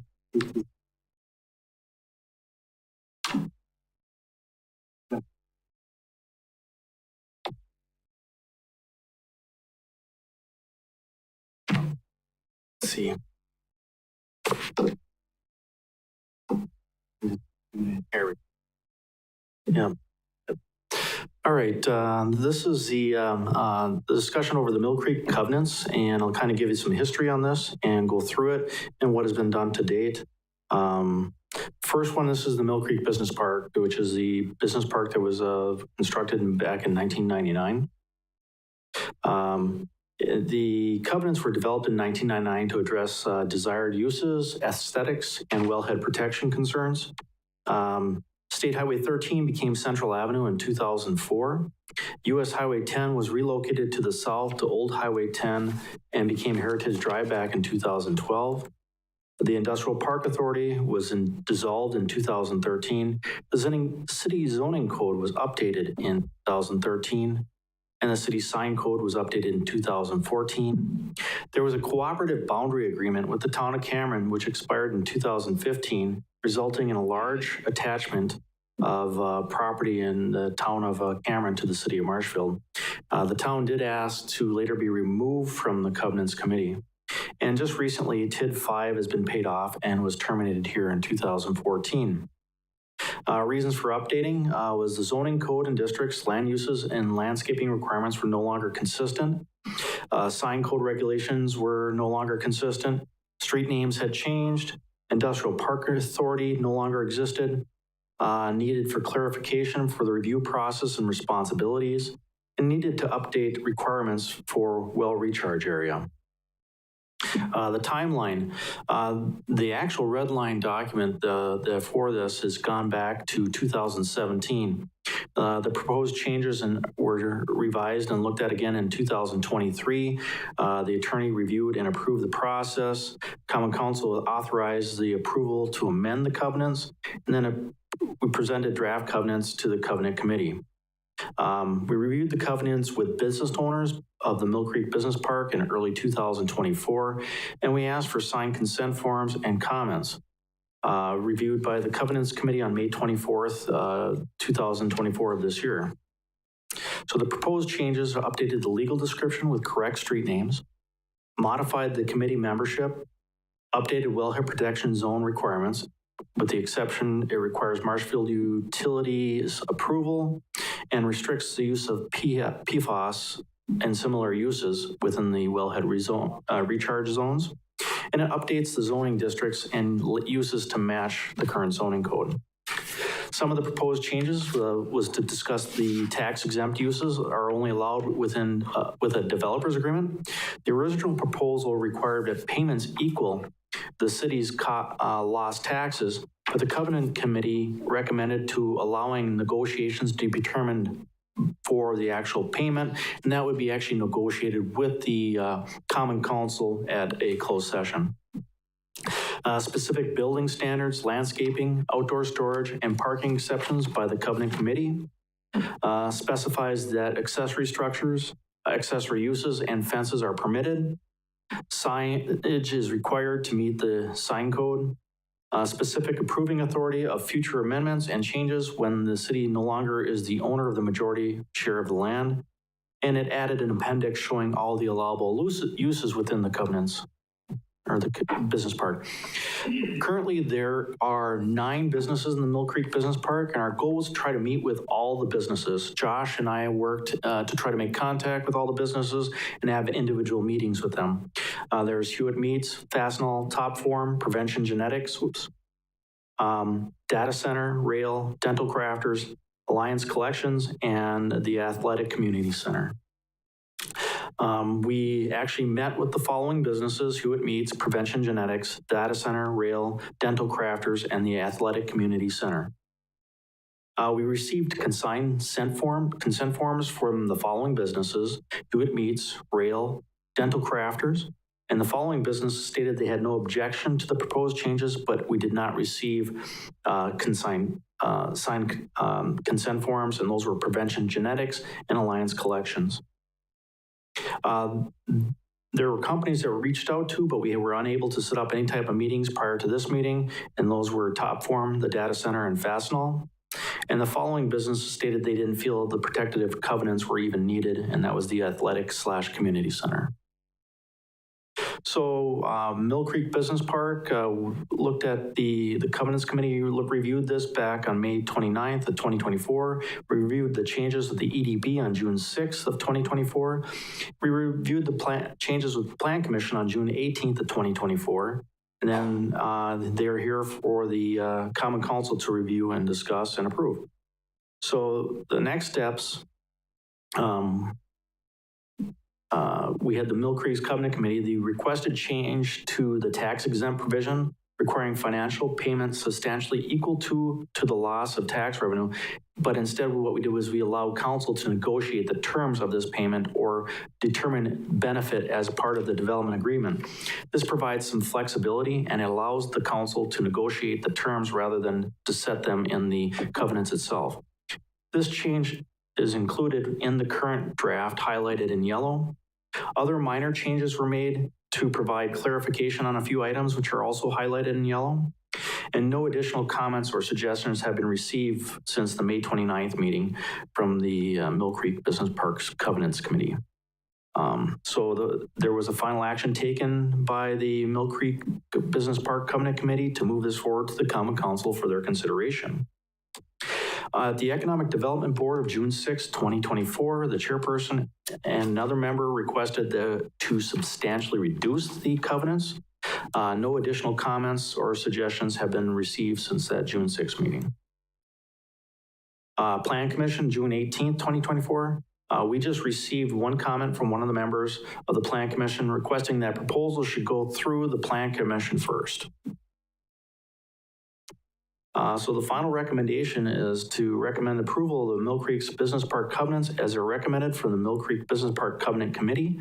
But as of tonight, things kind of changed. We just removed one of the members off the covenants committee because one of the members was on the EDB board. And we just kind of eliminated that tonight. So I don't know if we need to table this for a few weeks to determine what the next step is there. Can I make a suggestion? This is the first time the council as a whole is seeing these, and they'll probably have some questions and concerns anyway. Maybe we get those on the table, see if there's any problems that need to be addressed or follow-up questions that need to be looked into, and then we come back with that one change for July 9th. If that makes sense.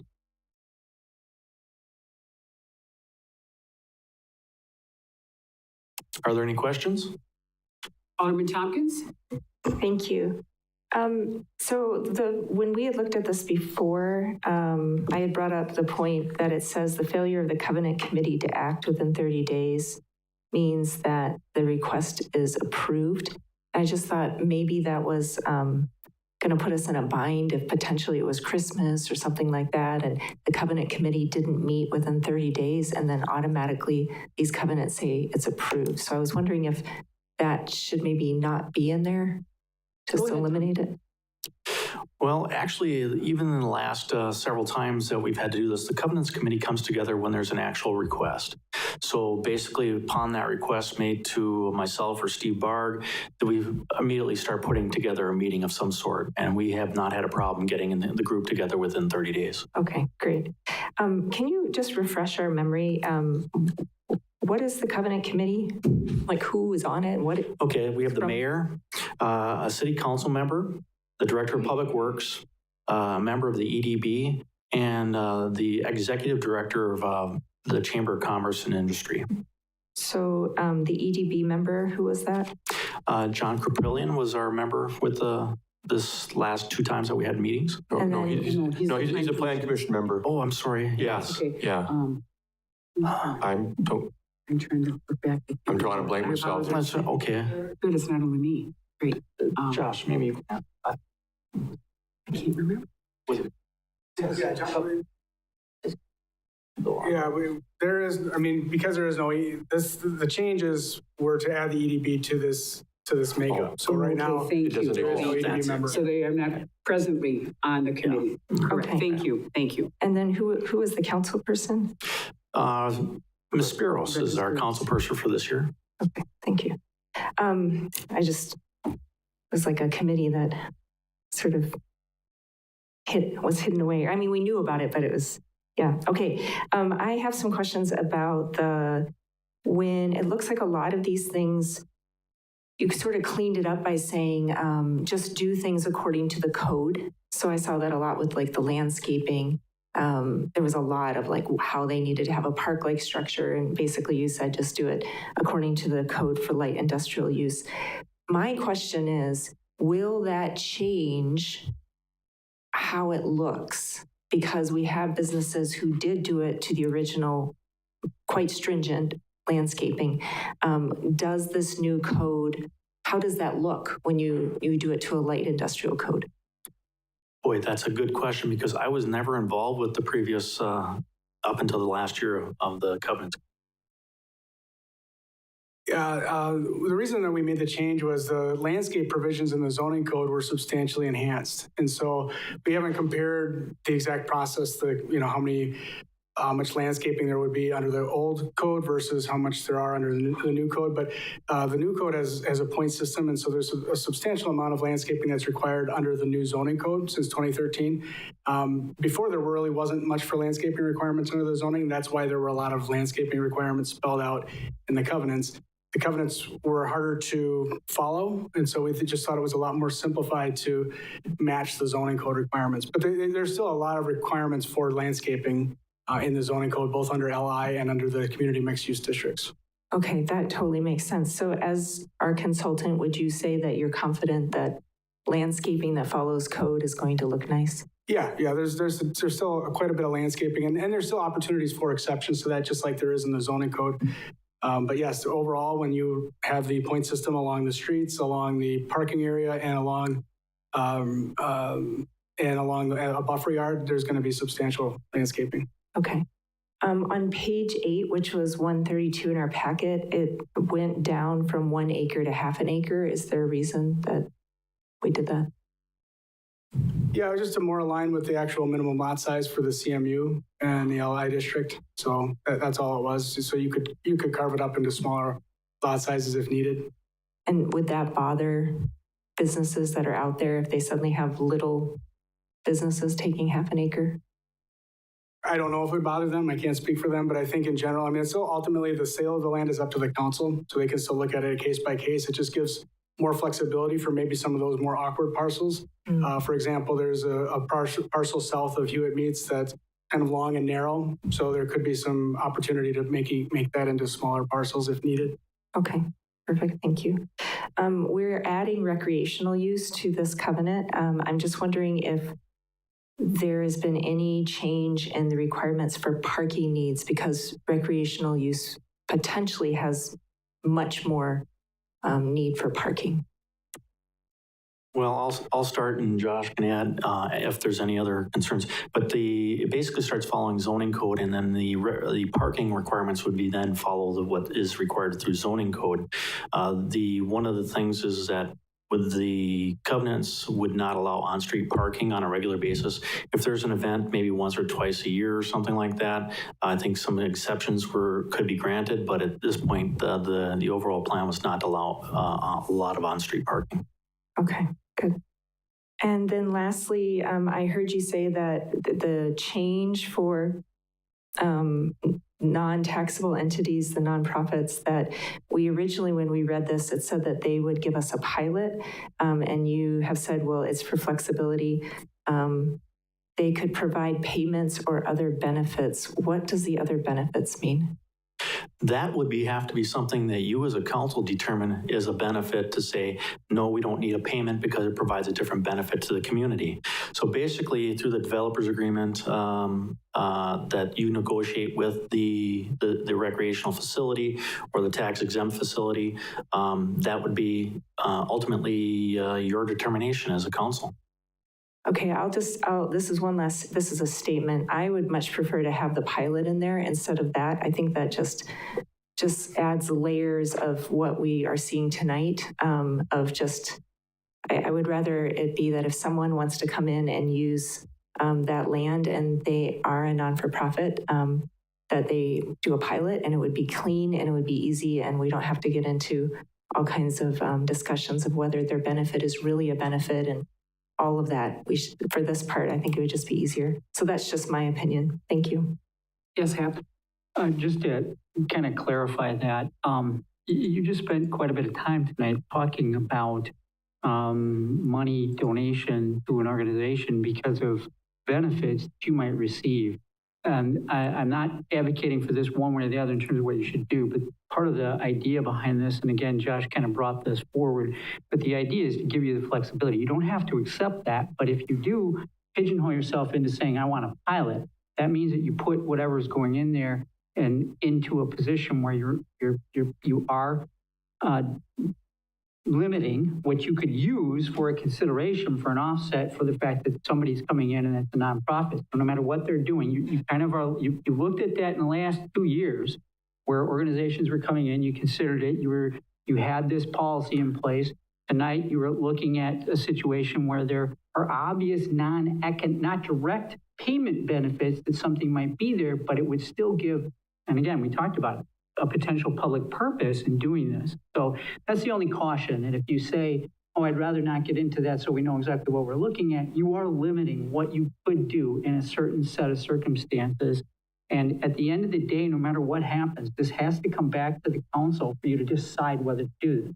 Again, I'm not telling you what to do. That's your choice, but that's the reason that's in there. That's the reason why I kind of signed off on at least the way that was worded, because you have looked at literally a couple different projects that came in on those very similar terms. Yeah. Well, yes, I absolutely agree. The thing is that when we looked at those, we sort of said, no, we're not doing this because these are nonprofits and this covenants, they do not allow nonprofits. So if we take away that layer, that boundary, then now we're saying, well, let's take another layer away and let's, not guarantee that we will have any sort of revenue from this park. So that's why I think it would be just so much easier. But that's just my opinion, and I'm good to look at it another time. Okay, first Alderman Spiros, then second Alderman Werman, then third Alderman Spelber, then fourth Alderman Varsho. And to let you guys know that you are definitely here. First off, again, Alderman Spiros. Thank you, Madam Mayor. I just want to bring up a couple of things that have been brought up to me by a lot of business people. And I don't know how much we can talk about, but this is an industrial park. Or it's a business park, but it's not a homeowners association, which I sort of keep hearing repeatedly, like requiring certain colors of paint, requiring so high of certain types of bricking and the extensive landscaping. The complaint I keep hearing is that it's too expensive to build there. We're going to look where it's cheaper. Why do you care what color our building is? That shouldn't be up to you. Why do we have to put, a brick facing on it that's just cosmetic? It serves no other purpose other than for cosmetic reasons. And as you had alluded to, the landscaping is quite extensive. The sign ordinance is another thing that they talk about, the extent of the sign and the expense. I think we've all seen how high the cost of building has gone up over the last couple of years. We've seen projects here that have doubled over just a couple of years' time. I believe even the Columbus Catholic project went from a little over $5 million to over $10 million in just a few years in the time that they were raising it. So I'm wondering if we are really business friendly here, or if we are not business friendly. Imposing a lot of extra rules and regulations. While it looks great, is expensive to people who are trying to determine where they want to put their business. We didn't look at that extensively. Even on this committee, we didn't look at those details extensively, but I do think that it is something that could be reviewed. We should be open for business, not trying to impose more rules, especially cosmetic ones to, make things look better. Just to clarify, it is a business park, and there are several businesses that have put a substantial amount of money to make sure their businesses and their facilities look nice. And they were concerned about specific businesses or industries possibly being placed next to them. We have a lot of industrial park locations that are not covered by any type of covenants that are open for development right now. We just finished 123 acres on Yellowstone Drive for the certified sites, which is now a national advertisement for that property in an industrial park, and it doesn't have any type of covenants out there. So we are promoting various locations, but I think the idea originally was that they wanted to try to keep this more business oriented and not industry type of orientation. So that's my thoughts on that. Yeah, I think Tom said it well. Ultimately, it's the council's decision. That's why it comes back to you guys. So, I hear what you're saying as far as the cost, the current climate that we're in. It is a difficult task to try to attract businesses. But like Tom said, there's 123 acres. I don't know exactly the remaining acreage in the Mill Creek Business Park, but that is intended to be a little bit more of an office business park setting. So that's why the covenants do exist. It's certainly up to the council, though, if you would rather, look at changes or reduce some of those requirements. But overall, I think they would tend to match the existing development in there. And then, as Tom said, the investors that are already there, the tenants have invested money to keep that park looking good. I get that. I certainly understand that they did invest money, but going forward, we need to fill that park up, and that's not been we haven't done that. So, sometimes you have to revisit things, and as things get more expensive, I'm just pro-business. I'm telling you what I've heard from number of business people, that is some of their concerns. So, do what you will with it. But to me, cosmetic expenses aren't getting us a full park. Alderman Werman? To Rebecca's comments, I mean, I will say I've been in construction a long time. That is extremely common for business parks to have to use certain vendors or have to meet a certain decor on the outside to stay consistent. They think of that as part of the appeal for a lot of those locations, is that everybody has the same. I mean, it even happened to us in franchising where everybody was required to have a mandated franchise sign, and we had to adhere to the business covenants and put up odd signs that looked completely nothing like our brand. So it's pretty normal. The one thing I brought up or wanted to bring up though is just, do we need a motion to table this? I do think Steve made a good point that this is the first time we're seeing these. There's a lot of changes in here. And I think with the note about the EDP member, there's obviously a few things that are probably gonna have to be altered. So I just wanted to clarify, do we need a motion to officially table this? I think that would be appropriate, and I do think if you do this, which I think it makes sense, that during the next week or two, feel free to shoot anything to me. I'll get it to the right person to be able to address questions, because you truthfully have only had this since Friday, and so I think that's a wise decision. Okay, and then just an additional clarifying point, and just this is probably for you. If I make the motion now and we get a second, are Russ and Brian still able to make their comments, or should I wait for them to be able to make their comments before making the motion? Comments could still be made. Okay, then I'll go ahead and make the motion to table this for a future meeting. We have a second by Alderman Fire. Alderman Stauber. Okay, lower my hand. Thank you, Mayor. First of all, I was just going to ask the point of order to find out where we were in the discussion. So thank you, Alderman Werman, for making that clear. I would also like to thank Mr. Turchi, Josh Miller, Alderperson Spiros, and anyone else that was on the Covenant Committee. I know you met a number of times. It's a lot of work, heavy lifting, and something that was enacted quite a while ago. I think the intent of the work is solid. I think you've taken the current business owners into consideration. I certainly appreciate the personal visits that were made, Tom and Josh. That's very good, and it shows a lot of respect for the people that have invested a lot of money in locating in Mill Creek Business Park. When I think back of Mill Creek Business Park, I think, maybe back in the day we overshot how big that park should be. We definitely can be accused of losing sight on economic development. Not accusing anyone, we just don't have the staff to pursue it.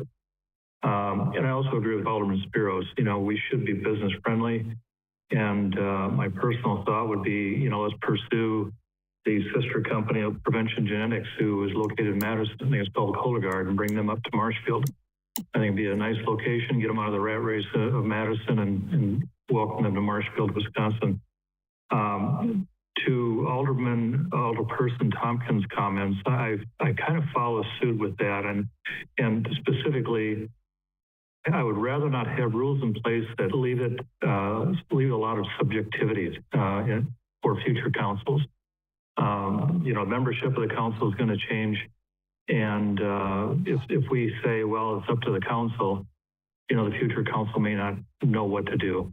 And I'm looking back at policy number 4.450, and Steve, I guess this is one that I would, give back to the committee for consideration. But I think it was approved by Mayor Bob McManus, and the comment in there was return on investment. And if at all possible, if we're going to be considering a non-tax entity in our business park, return on investment should be measurable. And if we could set a minimum return on investment for future councils to consideration, that might be good. And I have no idea what that means. It could be 20% return on investment or 75% return on investment, but I think it should be measurable and not subjective. So thanks again to the Covenant Committee. I generally support the work and appreciate the time and energy that went into it. Thank you. Alderman Verschow.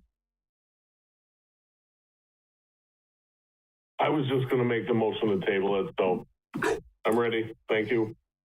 Okay. Okay, Steve. Yeah, thank you, Mayor. If I could just make one comment to what Councilmember Stauber said. I do agree with you about the return on investment. I struggled on how to present that tonight as part of my comments on the Columbus Catholic project. It is harder with a nonprofit because, when you're talking about a for-profit business looking to locate in the business park or the industrial park, it's easy to quantify number of jobs.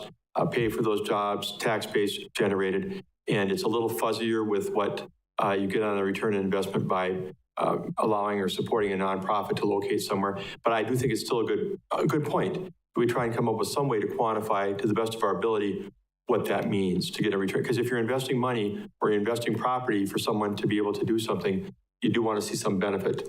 So how that looks, I'm not sure, but good point. Any other comments, questions? We have a motion on the floor Mayor, to if I table. could. Go ahead, Russ. Delbert just doesn't know when to shut up. To Steve's point, I did check the assessed value at one point for prevention genetics as well as dental grafters. And I went to the website and got kind of a head count. I don't recall the numbers, but they were substantial number of employees, high, I would say well-paid employees in Marshfield for both of those. And the assessed values were also very much something to brag about. I think other communities would just die to have that kind of business in their parks. Thank you. Any other comments, questions? Seeing none, please vote to table this. Mr. Varsho? Yes. Mr. Stauber? Yes. Motion carries. Item S, request to authorize grant application to Wood County for funds for lights at Brain Park softball field, presented by Justin Casperson, Parks and Rec Director.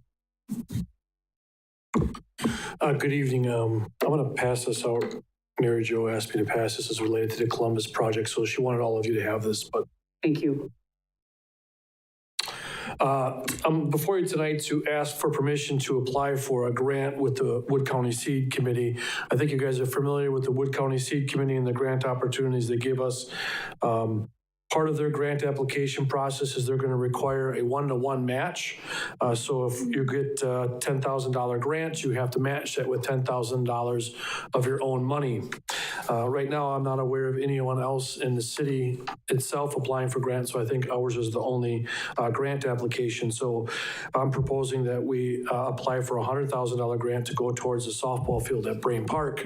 Earlier this year, we went out to bid, and the bids came in over budget. We had to reject those bids, and we're reallocating more money towards the project for next year. The goal is to get enough money to add alternates that weren't encompassed in the project, like the lights, the outfield fence that needs to be replaced, a warning track, irrigation systems. Those were not included in kind of the base bid. So the goal is to kind of get $100,000 from the seed grant and match that with $100,000 the city's putting in next year, and then do the project right in 2025. But to do that, I need permission from the council to apply for that grant. We have a motion by Alderman O'Reilly, and your motion is? To authorize the grant to be written. Thank you. Second by Alderman Fire, and you agree? Any other comments, questions? Seeing none, please vote. Mr. Varsho? Yes. Mr. Stauber? Yes. That motion passes. Thank you. Item T, review of Marshfield Municipal Code Section 14.36, Marshfield Utilities Commission, presented by Nick Cum, General Manager, Marshfield Utilities. Mouthful, huh? Thank you. Tonight we'll review some proposed changes to the City of Marshfield Municipal Code 14-36. During my tenure at the utility, and particularly over the past 6 years as general manager, I've identified several areas within the code that could benefit from revision due to being outdated, unclear, or just in need of review. I've been waiting for an opportune moment to address these revisions comprehensively. And a few months ago, while I was reviewing an article with the Leagues magazine, The Municipality, about common council members receiving compensation from other related bodies they serve on, I recognized that we may have a potential issue. This was particularly relevant following the addition of the council members that are on the commission last year. Upon consulting with legal experts, it became evident that changes to the 14-36 regarding compensation are necessary. Before proceeding, I discussed the proposed compensation changes with other revisions and the other revisions with the mayor, the council president, and the utility commission president. We developed a plan that included reviewing and recommending these changes with the commission before presenting them tonight. They were supportive of the plan and generally in favor of the revisions. Additionally, HAP has taken a chance to look at the red lines that are in the packet tonight. Rather than presenting this as a first reading tonight, my intention is to introduce the proposed changes, gather any initial feedback from the council, and subsequently we can proceed with the first and second reading at future council meetings for consideration. Typically, I know the preference of the body is for me to speak on all the changes and then have the council have an opportunity to respond. However, if it's acceptable, I have 4 distinct items to review and like to present them separately, allowing the council to provide any initial feedback that they may have. So without further ado, I'll jump into the first one, which is the compensation. Historically, commissioners have received compensation since 1934 when the commission was originally formed, starting at $100 and then increasing over the years to the current $400 around 1963, and which it's remained that amount through today. However, as I mentioned, there's a legal issue. Common council members are not allowed to receive compensation from another body they serve on. According to Act 150 from 1999, council members could legally receive a per diem per meeting if all the commissioners were compensated in this way. Implementing a per diem arrangement, however, could be challenging. It would require clear definitions of when a per diem is warranted, such as for attending training sessions, meetings, if they came to a council meeting, things of that sort. We'd have to determine and figure out how all those situations would occur. So after reviewing this matter with the commission generally agreed that council members should not receive compensation for serving on the commission. There was quite a bit of discussion around it, and I'd welcome you to see, to watch the commission meeting from last Monday. But in general, they felt that providing compensation, there isn't another body within the city that receives compensation other than you as the council members that we're aware of. Additionally, if you decided to allocate compensation for council members, you could be creating a situation where now there could be jockeying, I guess, to be able to gain a desire to join the committee. Plus, everyone wants to come down to utility anyway, right? Ms. Spiros, yes. So that was generally what they came back with as far as compensation for council members. As it relates to the commission members that are not council members, they were unable to reach a consensus on the appropriate compensation for them. They had suggestions ranging from $0 to more than the current $400 annually. Consequently, the red line draft has a blank space for compensation amount. However, everyone did agree that we felt that the code should specify an amount just to make it clear going forward so there isn't any confusion. The city clerk and I did quite a bit of research trying to figure out when the compensation levels changed over the years, and that was difficult. So if it was in the code, it would make it a little bit clearer for us to know exactly what that amount is, even if it is $0. So included in the memo, there are some compensation amounts for other similar sized utilities with commissions for your reference. And as you can see, each utility has a different amount and structure. So therefore, for this item, the 2 questions for the council to consider are, first, should commissioners who also serve on this body, the common council, receive any compensation? And then secondly, should non-common council commissioners receive any compensation? And if so, how much? So I'd welcome any potential feedback you may have on that item, just help frame it so I can figure out how to move forward. Alderman Werman? Thank you. Nick, the places that you provided on here, Kaukauna, Manitowoc, Sun Prairie, Wisconsin Rapids, I apologize for any naivety here, but are those all city-owned utilities, or are they all private that they have a commission? Or good question. So in each of, just a high level here, in the state of Wisconsin, there's almost 600 water utilities. So nearly every community has a water utility.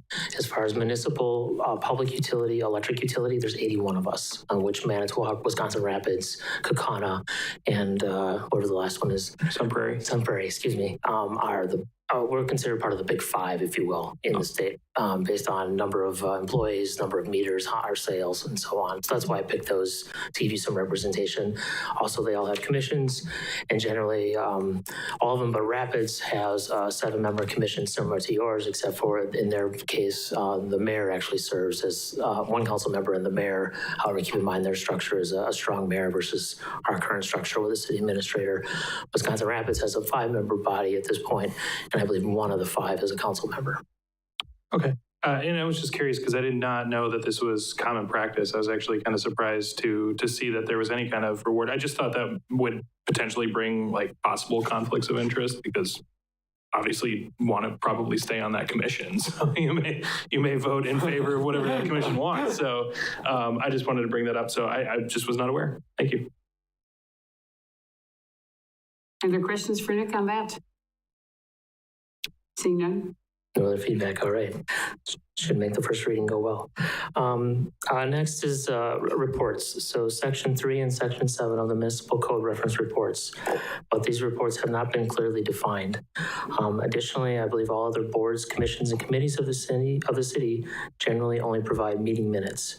With 2 commissioners that also serve on the Common Council, there's obviously a direct channel for information to be shared between the bodies as deemed appropriate, similar to the other boards, commissions, and committees in the city. Furthermore, the commission has updated its own governance policies to provide a means for items to be shared as appropriate from the commission to the Common Council through these council members. Last month, I presented the annual value of the utility for the 7th time to the Common Council with a slight revision that included a recap of completed activities and a look ahead to future projects. This served as a type of report to keep the council informed as well of ongoings. So again, is there a desire amongst the council for maintaining reports of some sort? Is there something that some other body is doing that we can lean on, or is the minutes and obviously you asking me to come up here when you would like deemed appropriate or enough? Alderman Stauber? Dick, I should know the answer to the question, but are the meeting minutes and reports posted on the Marshfield utility website for the users to access? The meeting minutes all are posted on the repository for the meeting minutes are all the city's website. Would it be appropriate to have them on the utility website? Because that way you'll be reaching all the users instead of the taxpayers? I definitely can be set up. It just seems like a redundancy of having it in multiple locations. Right now, all city agendas, meeting, information is all on repository on the city's website. If you go, you'll see the list of all the boards, bodies, committees, commissions, and within that, you can see all the agendas and then obviously the minutes that correlate with every meeting. And then you have the ability to, I believe, see the link to the video. So it's kind of a one-stop shop, if you will, for the community. Yeah. Well, it's excluding, I guess I would rather have it the opposite way, to be frank with you. I'd rather have everything posted on the utilities site. That way, if I'm a user, not in the city of Marshfield, I'm going to go to the utility, not the city website.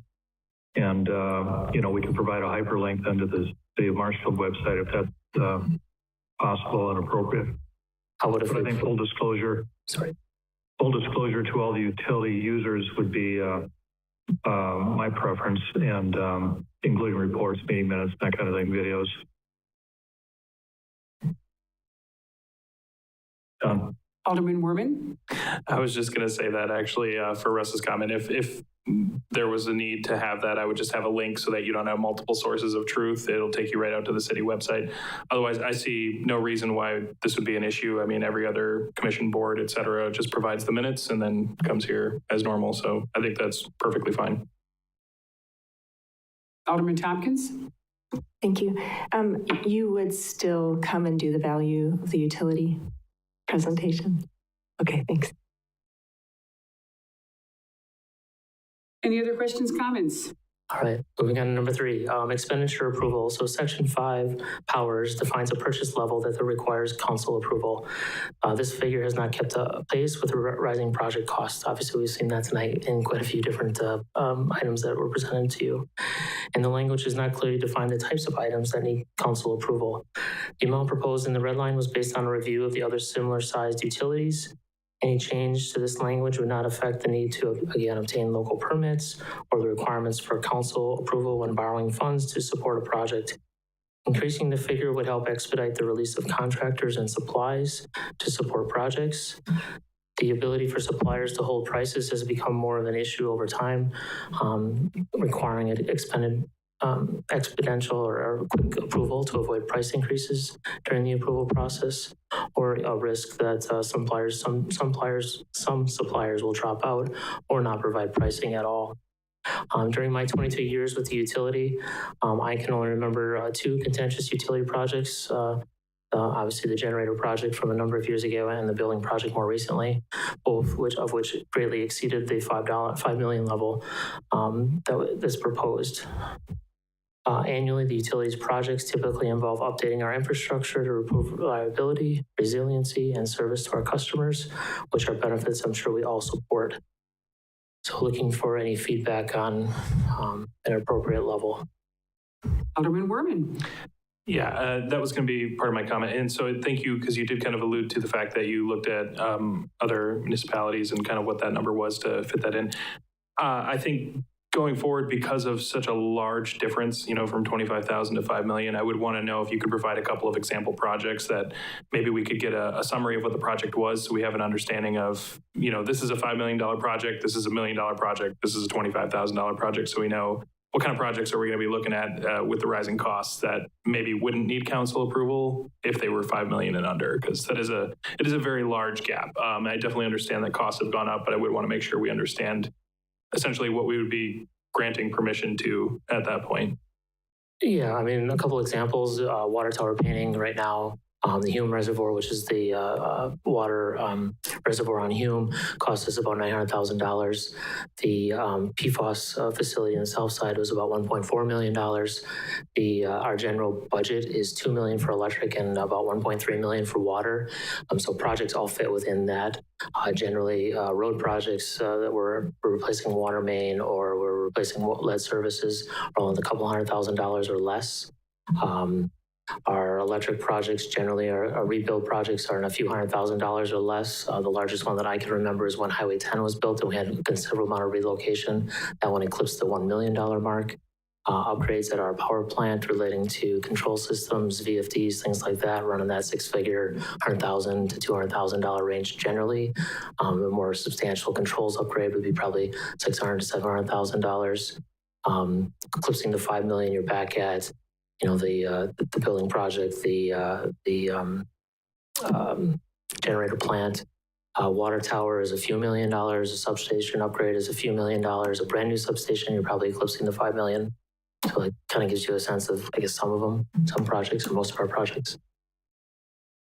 Alderman Spiros. Thank you. So we've been at this 25,000 indefinitely. We really don't know when it started, is what you're saying. And I don't know where the 5 million, I see that under Manitowoc, but what are you looking for? What would your number be that you're comfortable with? I don't like the no council approval. And I do trust your budgeting and I trust how you run the utility, but you won't be there forever. So, I don't want to go with the no council approval, but where would you feel comfortable? Well, the red line that was presented, I used the 5 million because that's what Manitowoc uses as a comparable number. Besides that number. I'm a process guy, and I like to see processes be effective and efficient and make sure that you're positioned to be able to make decisions that you have to make, but also not slow the process down. And as we talked about some of the projects just now, I mean, something in the, 1 to 2 million would be nice. Okay. I could see that. I mean, I wouldn't have a problem with even going maybe up to 2.5 million so that we don't slow things down. That's just my personal opinion. I think that's what you're looking for, right? Is people's numbers. So I would be comfortable right around that number. Thank you. Alderman Tompkins and Alderman Stover. So the thing that I'm not comfortable about is that, and I'm on the commission, so, I have a lot of respect for how the utility is being worked or being done, how it's run. I feel like there could be pieces of a larger plan that is slowly implemented with money. And then when we get to the larger plan, the city might say, actually, we don't want to do that. And so I don't want there to be a lack of sort of approval from the council for those pieces. Right now, I could see if you want to expedite saying, hey, you know, in the minutes of the commission looks at a plan and says, we're planning this. This is, you know, approve the project. And then if the project comes through the consent agenda and the council approves the project, then there's a certain amount of money that can be spent on the project. But I do feel like there needs to be a set of elected officials, because the commission, as he said, even though they're paid a itty bitty, there's a more accountability if you're going through the elected officials as well. So I'm not quite sure how that would work, whether you would change the way it's approved. I understand the needing to go, you know, quickly, even though consent agendas technically would come up like the next council meeting. So I mean, we meet on the 3rd. So the next council meeting would be, I guess, less than 2 weeks, or 2 weeks. Yeah, about 9 days. So anyhow, so I'm hesitant to sort of give a carte blanche of, you know, $5 million, you know, go buy a bunch of land, and then we find out 20 years later, oh, the land that was built was actually for something that we don't want to build. Or the land that was bought is for something that council does not want to approve, or the city or the residents don't want, and things like that. So I just feel like there needs to be a little more structure. 3 comments. One, I guess on the land side of it, obviously it's still going to come back here for permitting, plan commission. There's other components that would ensure the approval regardless of the dollar amount. The second one is on prices and cost. Unfortunately, I know when we built the building, we lost out on some bidders because we required 60 days for them to hold their prices. And in the market that we're in, even now, so 60 days is just not feasible. So it drops out. We'd have been able to shorten 9-10 days if we, you know, again, if it would have, that project would have still came here, but in other projects, time is money and bidder sometimes, unfortunately.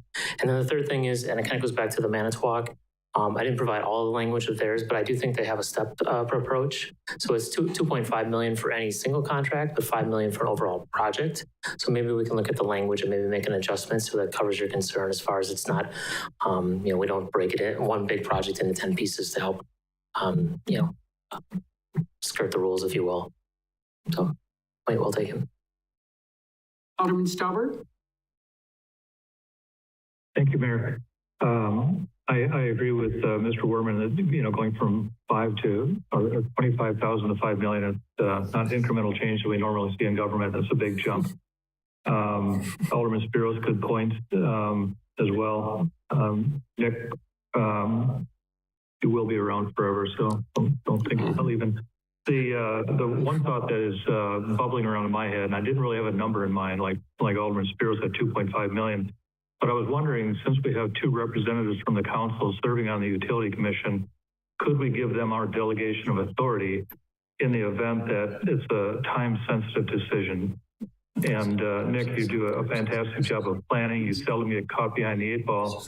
But in those situations where, you know, maybe it's a contract that is a short fuse or bid, then O'Reilly and Tompkins, for example, might have our authority to you know, grant approval on those situations. And I don't know what that looks like. It's just an idea that came to me while I'm listening to the conversation.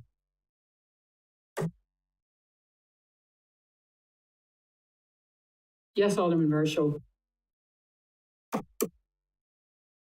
So, I mean, Russ kind of hit it on the head there. We do have 2 elected officials that are on the commission. And if we do the number at 2.5 million and then it goes through the commission and gets approved, it's in the meeting notes, one of those 2 alder people could pull it from the consent agenda, and we could discuss it at that point. So, I mean, I have no issue with 2.5. I have no issue with 5 million. We have 2 people from the city council that sit in those meetings. They approve those minutes. Those minutes get brought to the council. It's in the consent agenda. One of those 2 representatives could pull it out so we could discuss it. That's why they're elected there, and that's why they're there in the first place. So, I mean, $25,000 is so low right now. I mean, that's almost when I saw that, when I met with Nick, it was almost ridiculous that it was that low. But we got to raise that up. Thank you.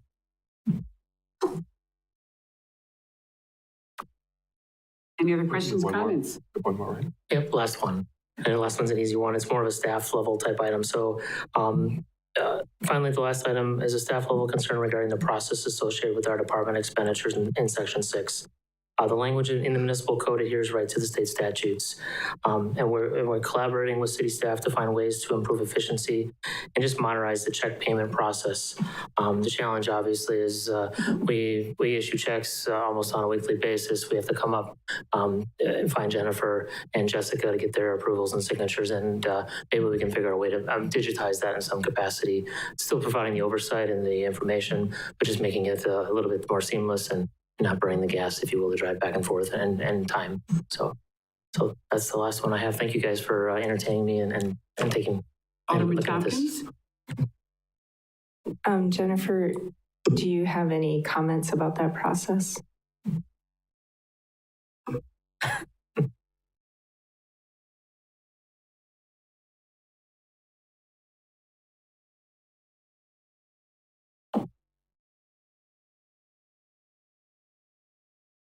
So the process works as Nick said. I get an email that lists all the checks that are coming up for signature.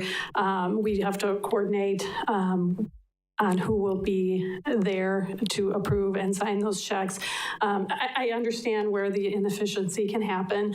Sometimes I'm in a meeting, or if I'm on vacation, someone else has to be available to do that. And while we try very hard to communicate as soon as we get the email saying the checks are coming, sometimes there's, if they want to get those right out the door, they might have to wait and readjust their schedules. So if we can put our heads together and come up with a way that is equally providing the oversight that the ordinance gives us, we can certainly work towards that.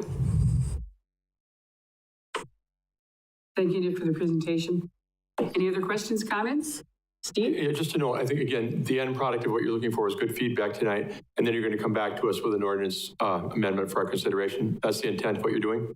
Yes, and if anything comes up between now and the first reading, second reading, so on, that you have suggestions or comments, please feel free to reach out. Sounds good. Thank you. Great, thank you. Thanks, Nick. Item U, suggested items for further agendas. Yes, Steve. It's not an agenda item for future agenda per se, although it kind of is. We have a meeting coming up on Thursday night, the CIP second meeting of that group. I'd like to let you know that we want to tack on an item. I'm going to ask the city clerk's office to do an amended agenda tomorrow, a development prospect that we've been talking about in the past. There's been some new information we want to share with you and get your feedback on it so we can look at how to move forward. So it won't be adding a meeting or adding an agenda item to a future meeting, except for the fact that you'll see it on the new CIP meeting for Thursday night. Alderman O'Reilly? Thank you, Mayor. I know I had mentioned it earlier, but I would like to do another review of the food truck situation and just get a little bit more information, I guess, to make sure that we're staying business friendly. Alderman Tompkins? Thank you. I know that the EDB no longer exists, but they had really nice guidelines in their agendas that they had put in for public comment. And I would like to see if maybe we can adopt those for the Common Council. They were just sort of decorum guidelines that would, I think, just help with our meetings. So that would be something for us to look at. Any others? Oh, Russ. Alderman Stauber? Shame on you, Mayor, for forgetting about me. Absolutely, yep. Please take me to task. No, just lighthearted. I would like to say I'm very appreciative of being able to attend these meetings remotely. And I know others share the sentiment that I'm expressing. Thanks, Ing, for always having the link provided in advance.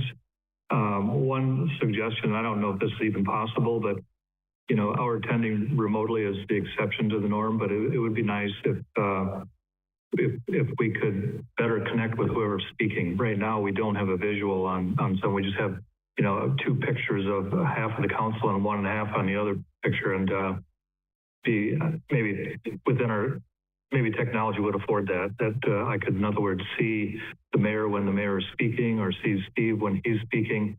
Right now, I really don't have that visual. Alderman Spiros? I don't know if this is true, maybe N can help out, but N, can't you change the way that you see it? Can't you put it like speaker mode, or?